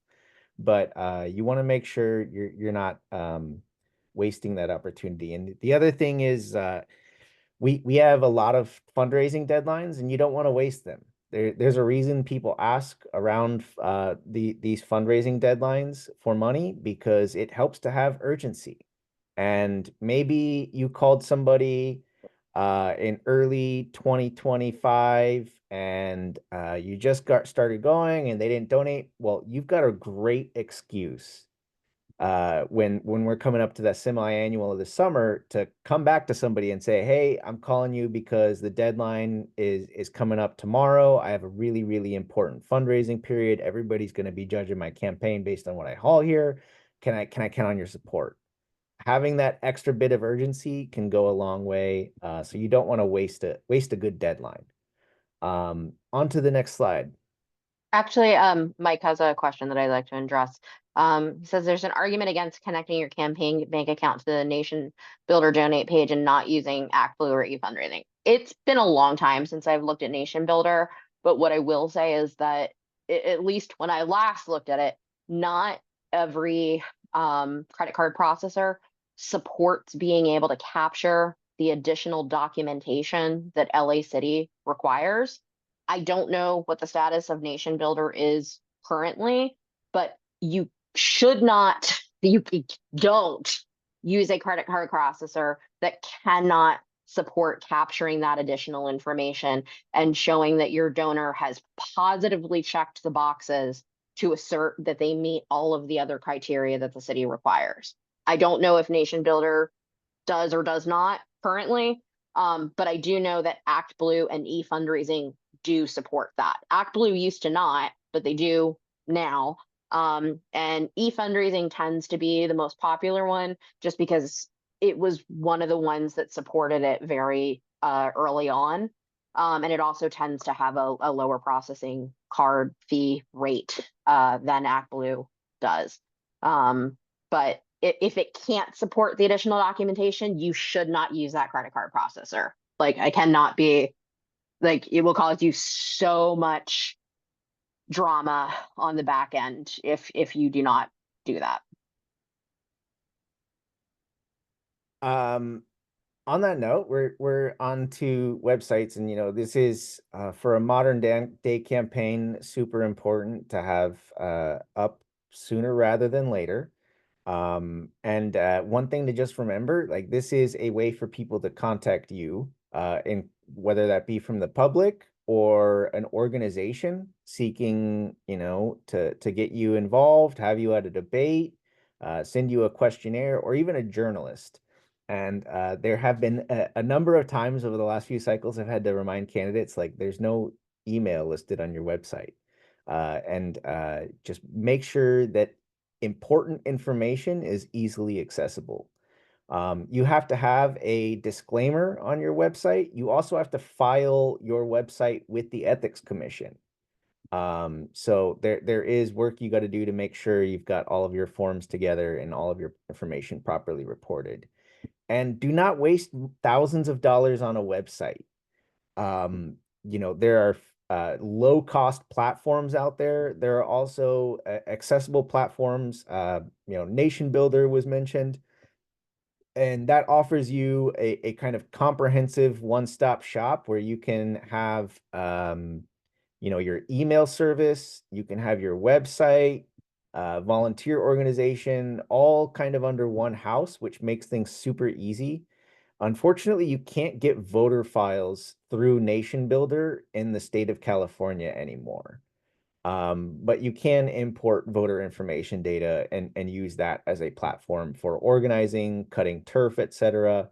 And that does offer you a way to have a website that's off the ground for $40 a month. Not the kind of situation where you want to spend $30,000 on a website when you could pay $40 a month, $20 a month for a different service, and get something that works, and it does the job. The other thing to just note, a lot of incumbents or establishment candidates don't have a platform, or if they do, it is like 3 bullet points that are really vague and generic. I support affordable housing and safe streets. As a challenger, this is your opportunity to be a bit more specific. But I wouldn't dwell on that too much. It can be really tempting to have like super long, exhaustive platforms. Have some balance there. Make sure you've got important things. And I think it's worth advertising if you are taking a voluntary limitation on your campaign. If you're saying, I'm not going to take corporate money, I'm not taking money from law enforcement unions, or I'm not taking money from the fossil fuel industry, advertising that you're a clean money candidate, that is a good way to convey to people that you're a little bit different. The next slide, please. There's a question in the chat. What do candidates need to know about how to deal with journalists? That is not something that we have on our agenda here, but it is a very good question. I think you've got to be patient. It can feel very discouraging sometimes when it seems like your race or your campaign is not getting the coverage it should. Sometimes you've just got to be patient and keep those relationships together, and time will come. You do have to be a little bit careful about what you talk about. And that's kind of why if you can afford it, having a comms staffer or at least a volunteer that handles comms can be a good way of creating a little bit of a buffer between pesky journalists like Liz. Um, for paid staffing, I think it's super important that you hire people you can actually trust and empower in their roles. Some of the worst dynamics you can have in a campaign is a candidate that has a bunch of people in their ears about things with no real kind of flow or order to it. And it's not to say you have to have a rigid hierarchy, but you do if you have a campaign manager who is out of the loop on major decisions you're making, or people who are stepping on each other's toes and between the comms and fundraising end, it can just get messy. And unless you are really seasoned on the campaign trail, you really do have to trust the people that have gone through the rodeo before. So that's just something wanted to note. Priorities, you really do want to have somebody that is ideally working full time to coordinate, manage your campaign. There are all kinds of different levels and qualities of campaign manager. It could be somebody that's super, super seasoned, or it could be somebody that I know a lot of people who, after we worked as field organizers for Obama in Vegas, went on to manage a campaign. And they, sometimes you want to have a campaign manager that's gone through it before at that capacity, but sometimes they're really more coordinating the administrative work and being a central kind of manager. And you don't necessarily need somebody who's got, that laundry list of past campaigns under their belt. Really important that you have an investment in your field campaign, especially if you're trying to run a grassroots campaign. Engaging volunteers. That might also involve having paid canvassers. But that does get a bit pricier, and you're going to be a bit more focused on that towards the tail end of the campaign. It's nice to have comms. It's nice to have a professional treasurer, but those can be expensive. And depending on how many people are in your race, it might not be easy to find a good treasurer. So if you've got somebody that's got an accounting background and they're in close contact with ethics, they could probably handle it just as well as somebody else. Jamie, you got your hand up. I had just a note about treasurers that I think is really important and different for the 2026 cycle, for if you're considering a city council race, that now that the maximum threshold is $1,000, that means that these races for the first time are going to be subject to 24-hour reporting. So if it's within 90 days of the election and you receive a donation of $1,000 or more, or the cumulative donation becomes 1,000, you are then subject to 24-hour reporting. So that's just something I wanted to flag in terms of your consideration of getting a treasurer or not, because that is something that is going to be new for LA City races, because of this now new higher threshold for maximum donation. And there are pros and cons to having a seasoned treasurer work on your campaign and manage your stuff. One of the cons is that if it's a busy time, they've got other candidates that they are helping out. So if you're in a bind to get your matching funds claim amended so that you can get your check from the Ethics Commission, having somebody in-house that is able to get right on it is way better than a consultant that might have, your call for service in a big pile of other people asking for help as well. There's a question in the chat about what can we reasonably expect to pay some of these people given what we need to raise. It all depends on what your expectations are. And the campaign world is not it's getting better as far as the extent to which staff get compensated and they have reasonable expectations for workload. But when I got started on the Obama campaign, I as a volunteer like intern organizing fellow, I was doing 60 to 80 hours of work for free. I was working when I got hired on a staff 100 hours a week. I was literally working every single day of the week for 4 months straight. Um, from 9 to 10 at night pretty regularly. And I was getting paid 2,500 a month, which if you worked out the hours was well below minimum wage. Now, last time Bernie Sanders ran, there was a union. I think they were getting around like 40 to 60 hours a week was the expectation. So it's just a very different environment. I generally speaking, your treasurer, Jamie might have a better ballpark, but that can be $300 to $500 a month. I I think you're can't, too low. I might be too low.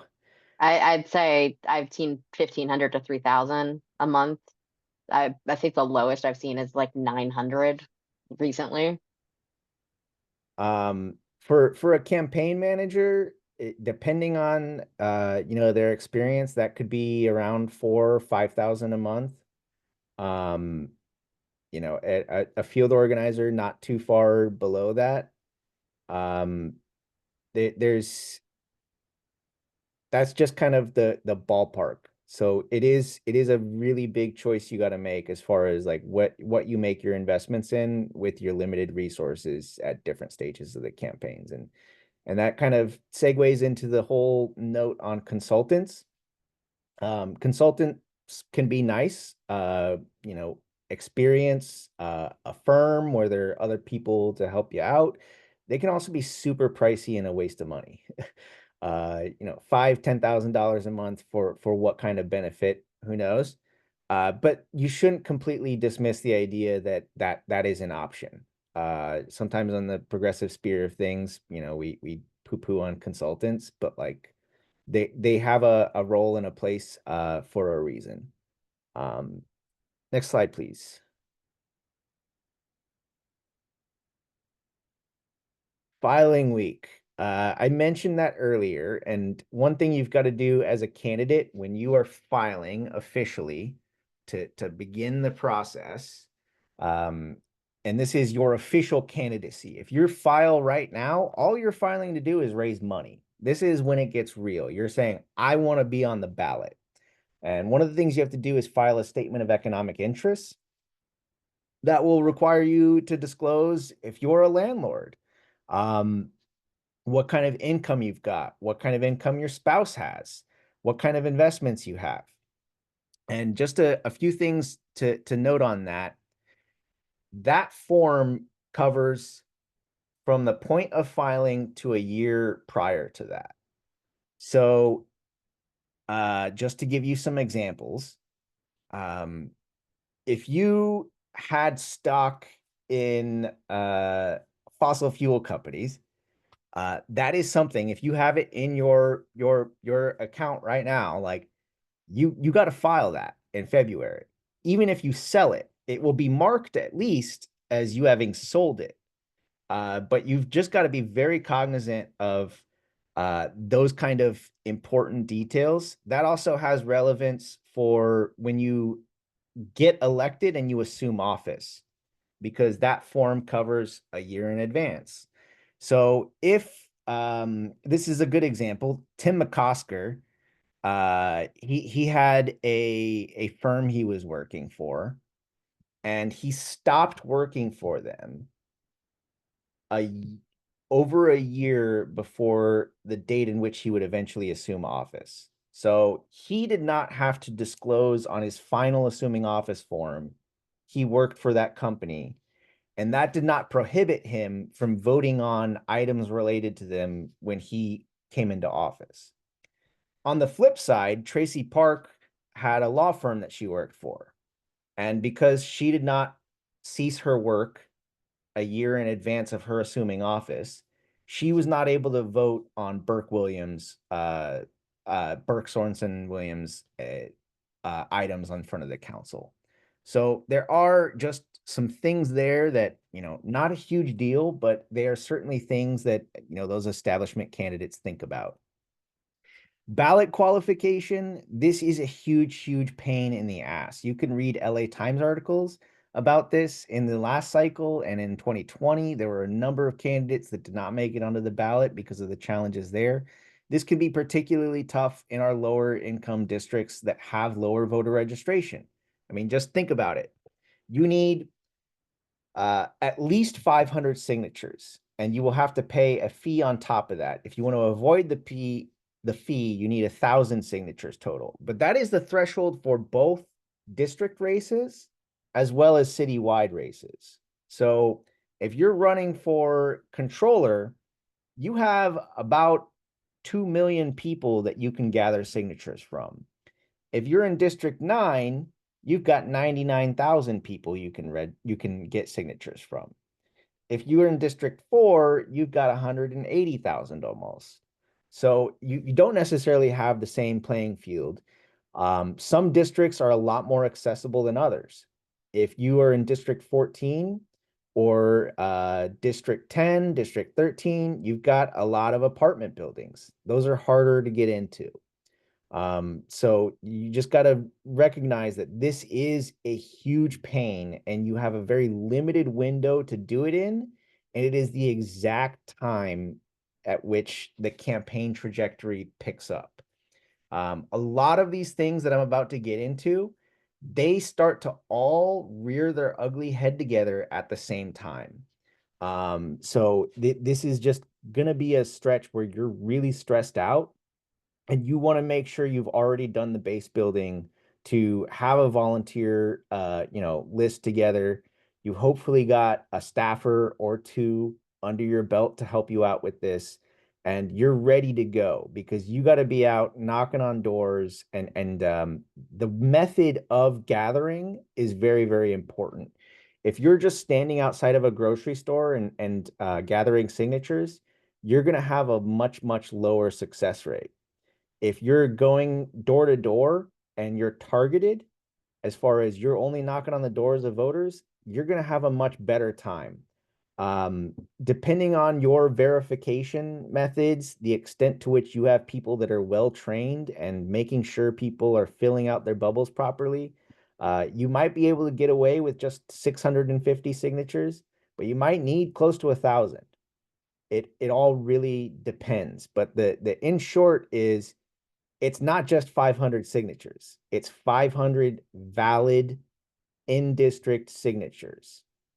Do not underestimate this. This will be likely a painful experience, and it is even for the incumbents. And a lot of times they just pay to have paid canvassers gather the signatures for them because it's such a pain in the ass. There are really strict rules.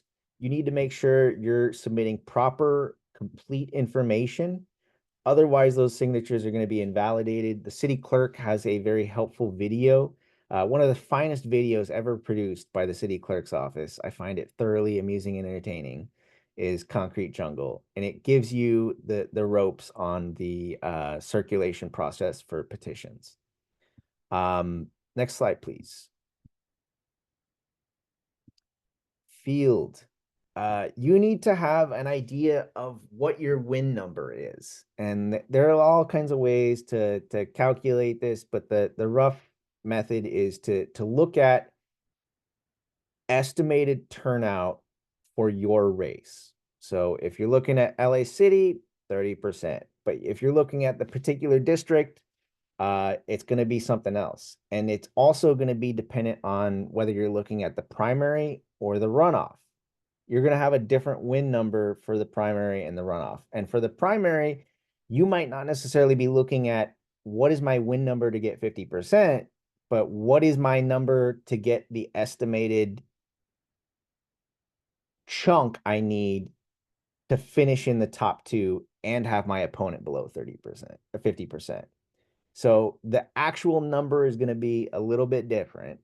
But if we were to just say we're looking at the runoff, what is it? You're looking at what is 50% of 44% of our turnout. So that gives you an idea of what you would need to get that 50% mark as an estimate. You need to have measurable goals, and in part, as far as what you're building as a campaign is going to be based off that win number. You're going to want to have measurable goals across the board. And this becomes a bit more relevant later on, but you're going to want to be keeping track of how many volunteers did we sign up today? How many volunteer shifts did we have? How many of them were on the phone? How many of them were on the door? How many doors did we knock on? How many phones did we call? It's really annoying, and I hated doing this. This is something that on the Obama campaign we had to do every single night, and during GOTV we had to do it 3 times a day, the morning, afternoon, and at the end of the day. But it is extremely helpful to be able to monitor your progress and be able to see what's working, what's not. You need to, when you're looking at your voter data, there's a lot that goes into coming up with a universe of voters. As far as, it's not going to be worthwhile to say, all right, we've got 100,000 voters in our district, we're going to try to target them all.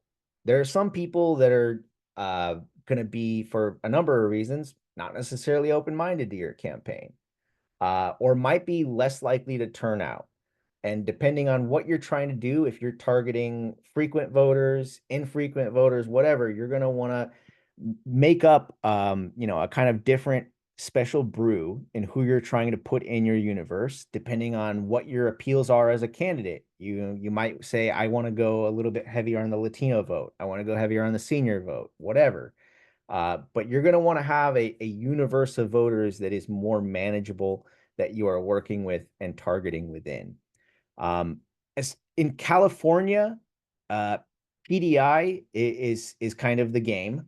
If you were talking about a race anywhere else in the state of in the United States, Van, there are other options, things that like have a leg up, but like PDI in California is kind of the gold standard. But it can also be a bit pricey and a bit daunting for an entry-level campaign, especially early on. If we're talking about well before you've got matching funds, it might not be an option for you. Until then, there are other data providers that you can turn to. You can also look at partial or custom lists from PDI. They have affordable options there. So if you were just in the early stages and you wanted to have something to just work with, that is one option. You can also go the low cost and a bit more not so well maintained list from the registrar. The nice thing about PDI is they really do have up-to-date data and information, and you're not going to necessarily get that when you're getting it straight from the registrar, but it is a good option.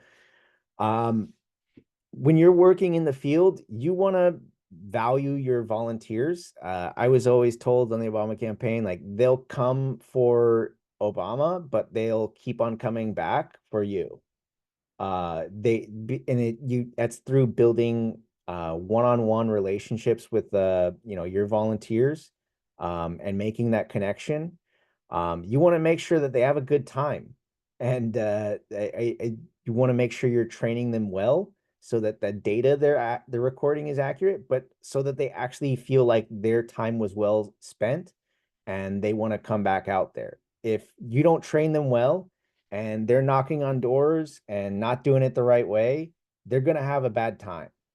And if they're not understanding the purpose of what they're doing, they might just feel like it's a drop in the bucket, or, hey, I only talked to like 5 people. That's really not that great. I always found that my volunteers were motivated because I spent the extra 5 minutes to explain to them the purpose of what they're doing, and the value of even not having a contact. If you find out that person moved, that is a person we're no longer talking to. That is a person we're not wasting time sending mailers out to. So even if you're not talking to somebody and we're just updating our data, that is progress. Even if you only talked to 2 voters, all right, how many votes did you get out of that? Maybe you only got 1 vote. Well, when you go vote in an election, you got 1 fucking vote. So if you doubled up, that's pretty damn good. And you might not even live in that district. So if you volunteered your time and you turned out a vote, that's a big freaking deal. And you know, people have all kinds of things they could be doing otherwise. If you organize 10 people to turn out at a canvas, you're probably only going to see 5. Um, but you know, I really do think a lot of times in Las Vegas, the benefit we had was there are California volunteers in state that were visiting that spent the weekend to go knock on doors. And knowing that we were in Las Vegas and people have distractions, they have things they could do at night. I wanted to make sure people were motivated and ready to come out the next day. And it's just really important to make sure people value what they're doing as far as volunteering, because it's really easy to say, I've already done something. You got to have a bit more to keep them coming back. A lot of campaigning is organizing yourself out of a job, but it's also knowing that you still have other jobs to do. And it's not an excuse to dump busy work on people. It's a means of expanding and growing your campaign. As a candidate or as a field organizer or a staffer, you can only be in one place at a time. And I just always found it illuminating, like how I remember in Las Vegas, I spent a day where I was there at the DMV from like 8 a.m. till call time at 5, registering voters. I had some volunteers come out and help, and like I registered like over 30, and it was a big freaking deal. Most anybody had done in the state at the time. And I was dead. I could not live through call time. I was dehydrated and exhausted. Later on in the campaign, a month or 2 later, we were all registering a hell of a lot more voters than that. And it was because we had people knocking on doors registering voters. We had people posted up registering voters. I was busy as hell, but I was not the one physically doing 90% of it. And, you know, we were at that point able to register 100 voters a piece in a day. And it's just something that you can only do through building that infrastructure and building that volunteer base. It's also super helpful to have a little bit of competition and recognize your volunteers. I always liked having an MVP chart, you know, every day, like who put something impressive together. And it can be, you know, somebody who knocked on a shit ton of doors or called a lot of voters. Sometimes you just have to show people what the bar is. And I remember for a congressional campaign I was working on, people were knocking on like 30, 40 doors at a time. And like I had to just go out and do it and just show them like you can actually knock 100 doors in a shift. And people were kind of meandering through and calling voters and doing, you know, 40, 60 at a time. I had to just show like you can put in a solid shift and call 300 voters. It's a grind, but like once I did that, it helped the volunteers see like, oh, I can do that too. And it encouraged some competition amongst them to push the envelope a little bit. Next slide, please.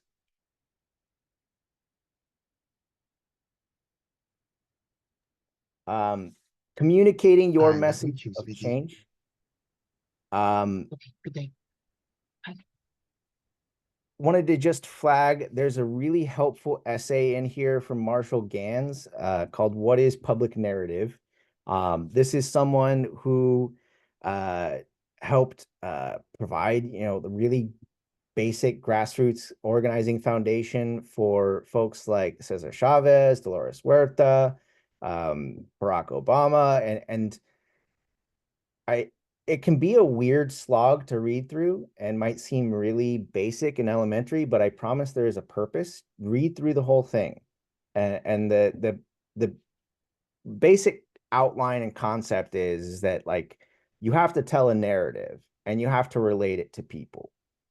And a lot of narrative is people overcoming challenges, and that allows you to connect with folks. Like, and that's kind of the first element of it, expanding it towards the bigger room, what your common struggle is, and what you're focused on right now. What is your objective and goal? I am doing a very crude version and presentation of this right now. This is the kind of thing that grassroots campaigns do multi-day trainings on. So I'm not doing it justice at all, but I just mean to say that this is something that's essential reading. Understanding that it is so much more powerful to connect with people through narrative and story than listing your bio or resume. And there are a lot of candidates that you see who introduce themselves to an audience with a bio or a resume, and that is just bland, flat, and it does not connect with voters in the same way as narrative and story. And so much of somebody willing to listen to you and hear you out through a campaign or hear you at the door or whatever is based on that initial connection. And your conversations with voters might be, you speaking for 15, 20 minutes at an endorsement thing, but it might also just be a 5-minute interaction at a door. It might also just be 90 seconds in front of a voter. And you have to be able to modify and tailor that story to the time limit that you've got, but also your audience. It's if you're talking to, folks. I when I'm talking to neighborhood councils from across the city, I talk to people from my local neighborhood a little bit differently than I do to those in the valley. And like I might fall back on the fact that I'm from the Santa Clarita Valley. And I might mention that I might not mention in other audiences. Even though it's not the city of LA, there's some commonality there. So tailoring things to your audience, this is not like a rough this is not a strict kind of presentation, but this is just to give you some of those essential elements, thinking through how you can convey your story in a succinct manner. And a lot of what we're talking about here, you could be super long-winded, but in campaigns, being able to concisely and effectively explain something with as few words as possible is ideal. So being able to think through what your narrative and story is, if you are able to do that over this next year, when you're meeting all kinds of random people at the door, when you're being flung into endorsement meetings, whatever it is, you're going to be ready. At that point, you're going to be flying by the seat of your pants on the campaign trail. So you want to have this foundational element. This is one of the most important things that for you to get under your belt. And you can look at a number of our recent candidates. Nithya Raman, what is she talking about when she ran that first time in the first 30 seconds, a minute of what she's talking about? She's talking about, the time she spent in India. She's talking about being an urban planner and studying poverty. What is Hugo Soto Martinez talking about when he ran that first time? He's talking about, I'm a union guy. I came up through Unite Here and community organizing. What was Isabel Jurado talking about? She's talking about, I am a tenants' rights lawyer. I realized what was going on during the pandemic. She's linking that to the current struggle of people in her district and the command of this election. So that is what you're trying to do is introduce, connect with people, relate it to them, and relate it to the ultimate objective in this campaign. So this is something that you will want to be cognizant of in many different forms of delivery. When you're coming up with a lit piece, you're going to want to be thinking at some level about, am I hitting these elements? It's not a strict formula, but am I touching upon some of these things? Just super, super important. Do not neglect it. Next slide, please.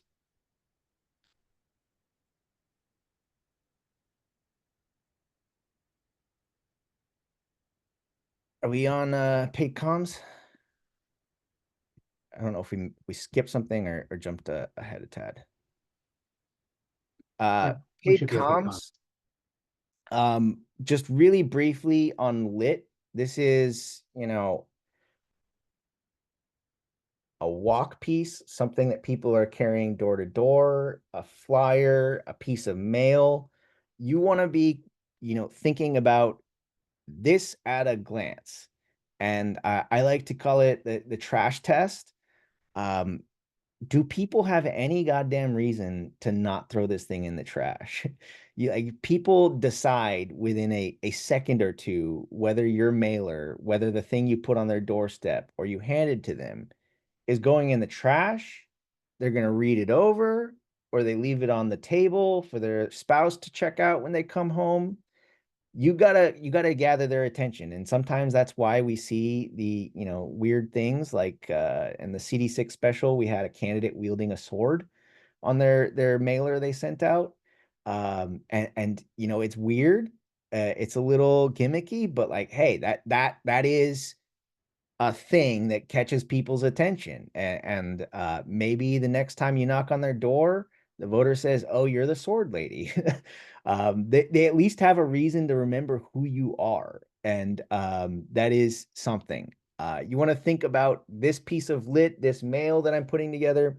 Where is the observer being drawn to? Does this flow logically? Like, am I proceeding through the text in a way that makes sense, or am I the designer thinking that that's how a voter is going to proceed through there?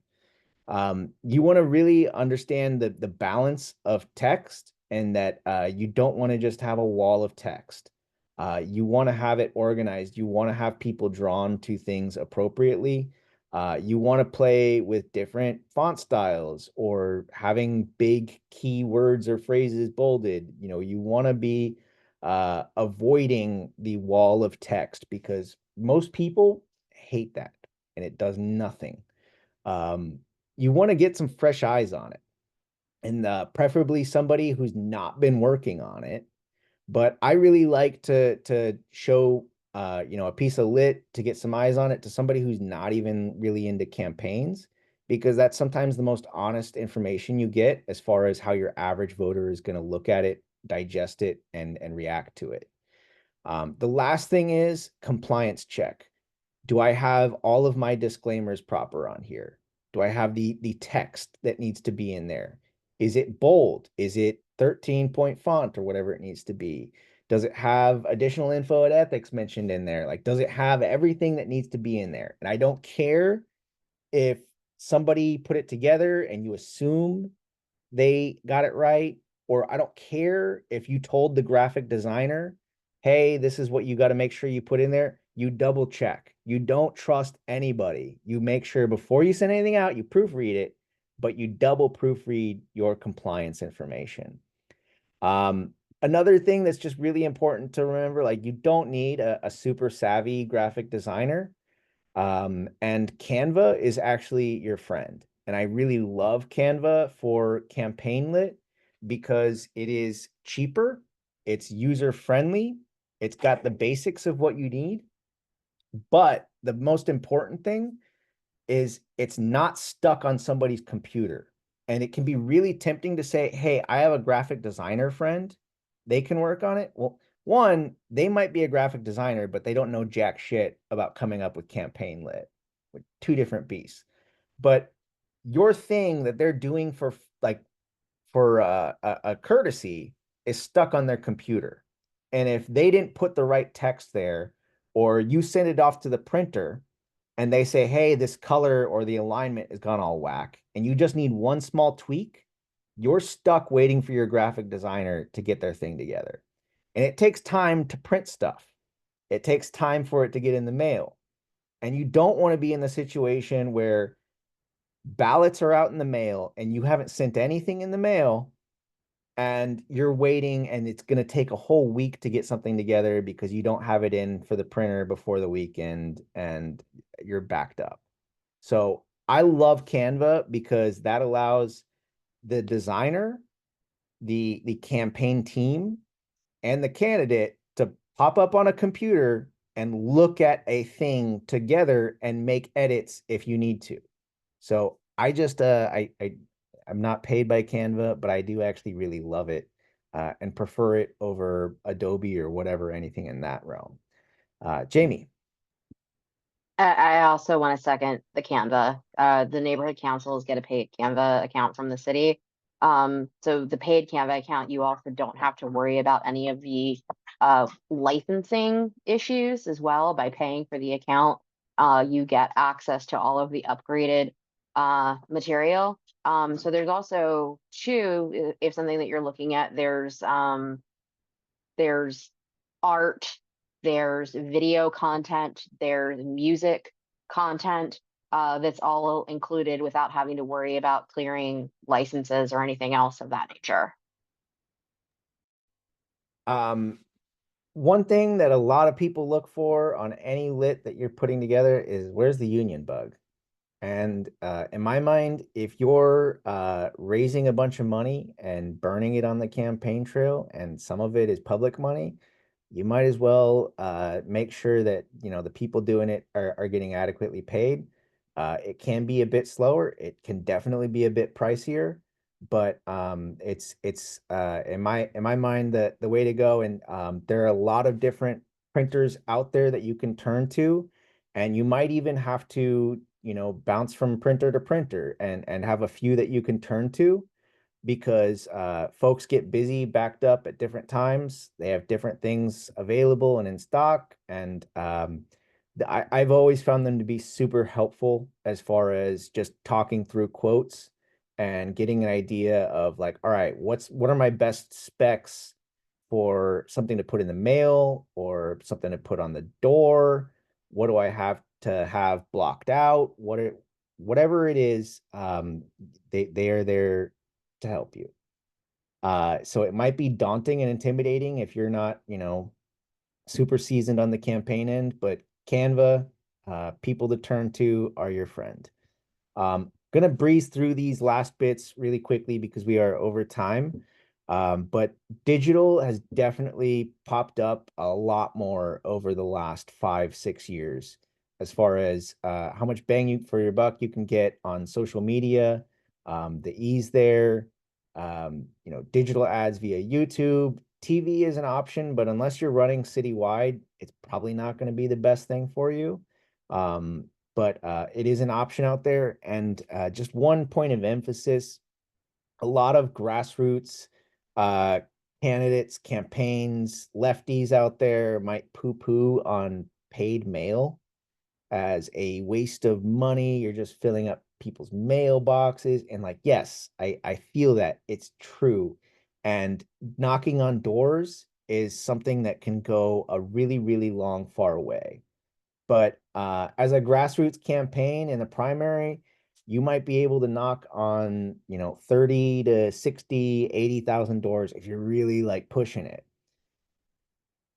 A few rounds of mail, like you can get through that universe. Like there is a balance there, and there is a limit to how much you can do via just knocking on doors on its own. And we have not had any of these insurgent candidates come through without either them or an outside entity doing mail. Nithya Raman mostly did postcards and door knocking in the primary, but there was direct mail in the runoff. Part of that is because of COVID, but like there was a different shift in the campaign. Hugo Soto Martinez had a lot of mail coming from Unite Here. I believe he might have done some mail himself for his own campaign in the runoff. Councilmember Hernandez did not do any paid mail in her primary run where she won. However, there was an outside PAC spending about $200,000 on mail. Isabel Jurado did not do a significant amount of mail. I don't think did any in the primary, but there were outside groups like LA Forward running an IE to help support her campaign and putting stuff in the mail. And it's not the whole ball game. I don't think you should be spamming people's mailboxes, but you should be getting in there. And it can be super complimentary to what you're doing at the door. It can be really helpful when a volunteer or a candidate is going to the door and the voter is like, hey, you're this person. They know who that person is now. So that makes your interaction at the door so much different. So do not underestimate the value. It's not everything, but mail does have its place even in this day and age. Next slide. Debates, not going to get super heavy into this, but you want to make sure your staff, your campaign manager is on the rules and they're briefing you on how much time you've got per question, whether or not you get an intro or closing. Thinking about your talking points, and if you don't have an intro, how are you going to work in your intro? How are you going to work in your talking points? How do you avoid being redundant in both of them? You don't want to restate your intro in your conclusion. You want to make sure you show some passion. And this is a grind, but you don't want to like ignore the fact that people like people who are passionate about things. And if they're sitting through a debate and you're not excited about your own candidacy, you're not excited about your own message and what you're bringing to them, they're not going to be excited. Debates are really great as far as sizing up a candidate and a campaign. I really like watching debates to get a feel for what kind of intangibles and abilities that person has. But they don't necessarily translate into outcome. It's not like you're going to have a good debate and that's going to persuade a ton of voters. You might make a huge mistake and that screws you over, or you might do really well and turn some heads and causes some folks who are considering donating to your campaign but not sure, volunteering. It might move them around. So don't underestimate the value, but it's not everything. Zoom is a different beast, and just one thing you want to avoid, and I've seen this a lot with candidates, is they go to a Zoom debate and they have notes on their computer and they're reading the notes. And one, you don't want to read anything like that. It just usually falls pretty flat. But the annoying thing is you can watch the speaker look left to right, left to right, left to right, left to right. And that's really avoidable. If you have notes, you can avoid that left to right visible tracking by organizing whatever document you're looking at so it has really fat margins. So everything you're reading from is in the center. So you're not bouncing from the far left to the far right. So increase the text size, beef up the margins. It makes it a little bit more presentable. And do your homework in 2025. Develop your platform, talking points, your story. So this all comes easy. I went over that earlier. And we're closing out here soon. What are some companies that handle mailers? There's a bunch.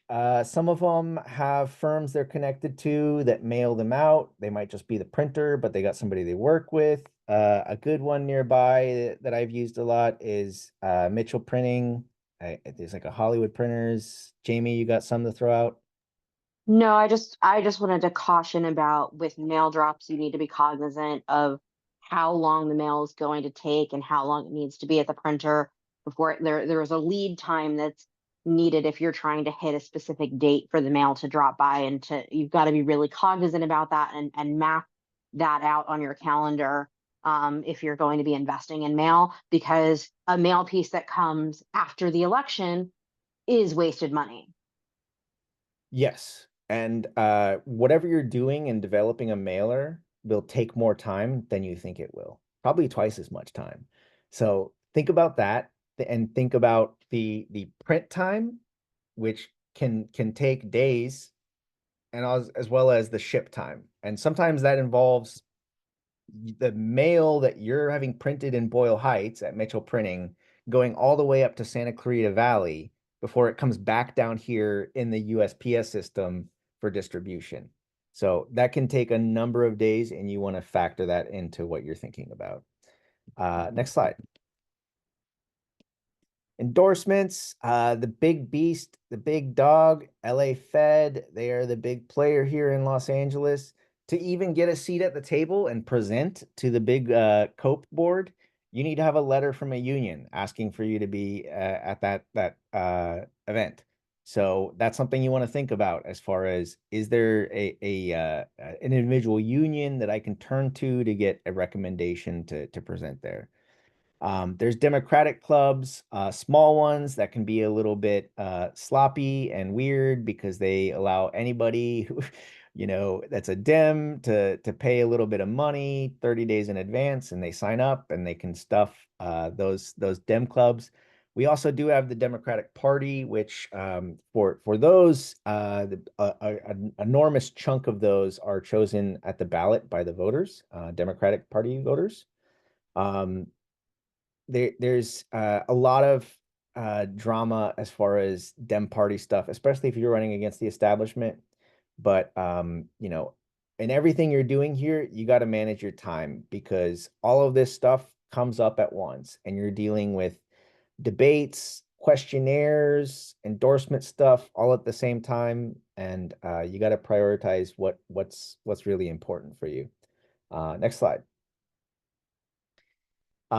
If you're looking for a more in-depth training, there's other options out there. Emerge California does amazing work in helping women running for office.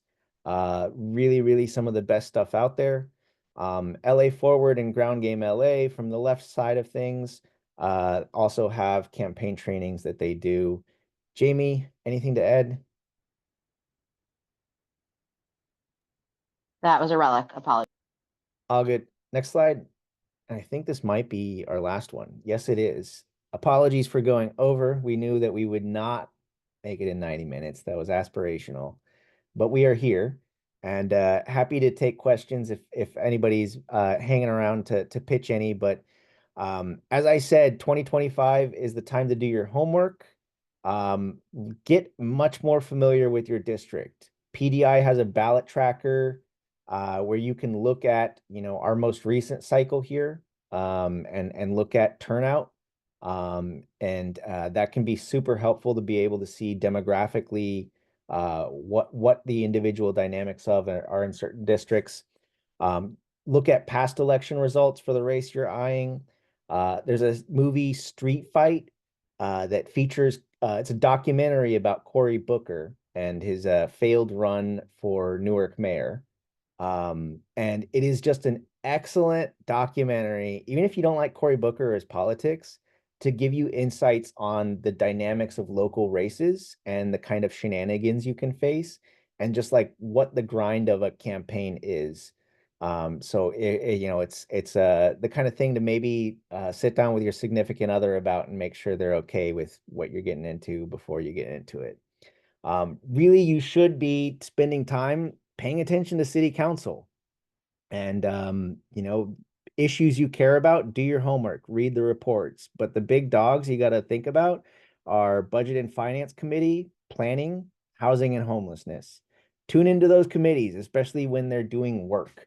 We really don't see lively, thoughtful debate at the full council a lot. You do see it a whole lot more in the committee meetings, and in particular, money is the lifeblood of what our government does in many ways. And the quarterly financial status reports, the annual budget hearings can be some of the most insightful things for you to understand, not just the policy conversation. Like, the policy conversation is kind of indirect, but like, how do we effectuate policy change? Why hasn't this department been able to get off the ground? What's holding that up in the hiring end of things? A lot of those kinds of connections you can draw from observing the budget process, and that is a beautiful thing to sit through. It's not sexy, but it's super, super important. And the neighborhood councils, there's the budget advocates, and every year they put together a white paper. I might not agree with everything in there, but it is a super helpful document to get a counter establishment narrative of what's going on with our budget and big picture stuff. Why or are we not doing things that are effective as a city? What are some of the longstanding problems? Rafe Sonnenschein has kind of written many books about LA city history and politics. He has a free ebook with the League of Women Voters that you can download for free. I highly recommend just getting that foundational stuff, even if it's not up to date. This is from like 2006 or so. And a very thorough book, City at Stake, which goes into a lot of LA City history, the charter reform process, but history preceding that. He's also got some other books that go deeper back into history. You cannot run for office without really spending time on some of these things. It will help you so much to have a foundation and a frame of reference, even if you don't know the answers to the questions. Like in municipal politics, we're speaking a different language sometimes, and knowing some of the basics of that different language allow you to engage with a voter at the door who's complaining about DWP when you might not know what that is or what their jurisdiction is or what their power is or anything like that. So having that foundation is super, super, super helpful and allows you to just be a much better, more effective sponge in what you're doing. We've also got some teach-ins on how to follow the money, which give you some background on campaign finance, which will be helpful as a candidate. Some of the ins and outs of 99 charter reform, those conversations are continuing now. You might have voters in 2026 because we are voting on charter reform in 2026, maybe, if the Charter Reform Commission gets off the ground. So there might be a very relevant conversation about charter reform where you want to be able to refer back to that. We also have something on the creation of the Ethics Commission, which is super helpful. I'm going to look back at the chat because there were some comments and questions, but Jamie, your hand is raised. Yeah, I just want to say, as a former budget advocate and current budget rep, if there is a particular department or issue that you have questions about as a candidate, I can virtually guarantee that reaching out to the budget advocates, they would love to talk to you, especially about their niche issues, and they have a long and historical view on a lot of the issues within departments. Um, and they're well, they certainly have their viewpoints on things, and their viewpoint on neighborhood councils would be you should support us more and like us more and give us more money. But it, they are a fantastic free resource into getting into very specific topics at a municipal level that they would just absolutely love to chat with you.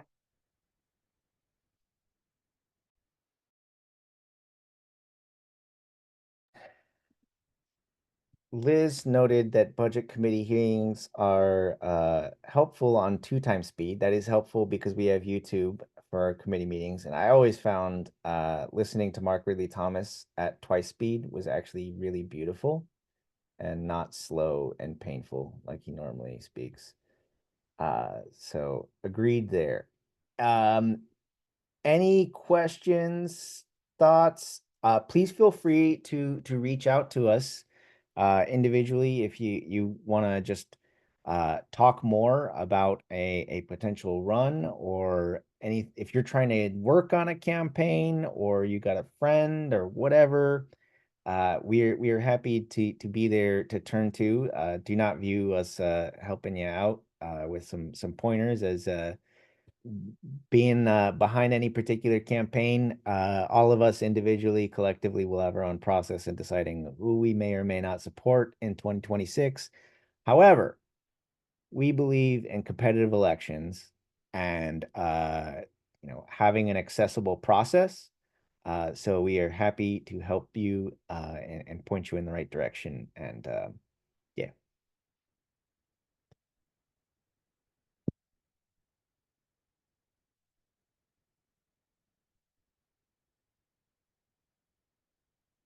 I am not hearing any questions, and I just take that as us doing a super thorough job in our crash course.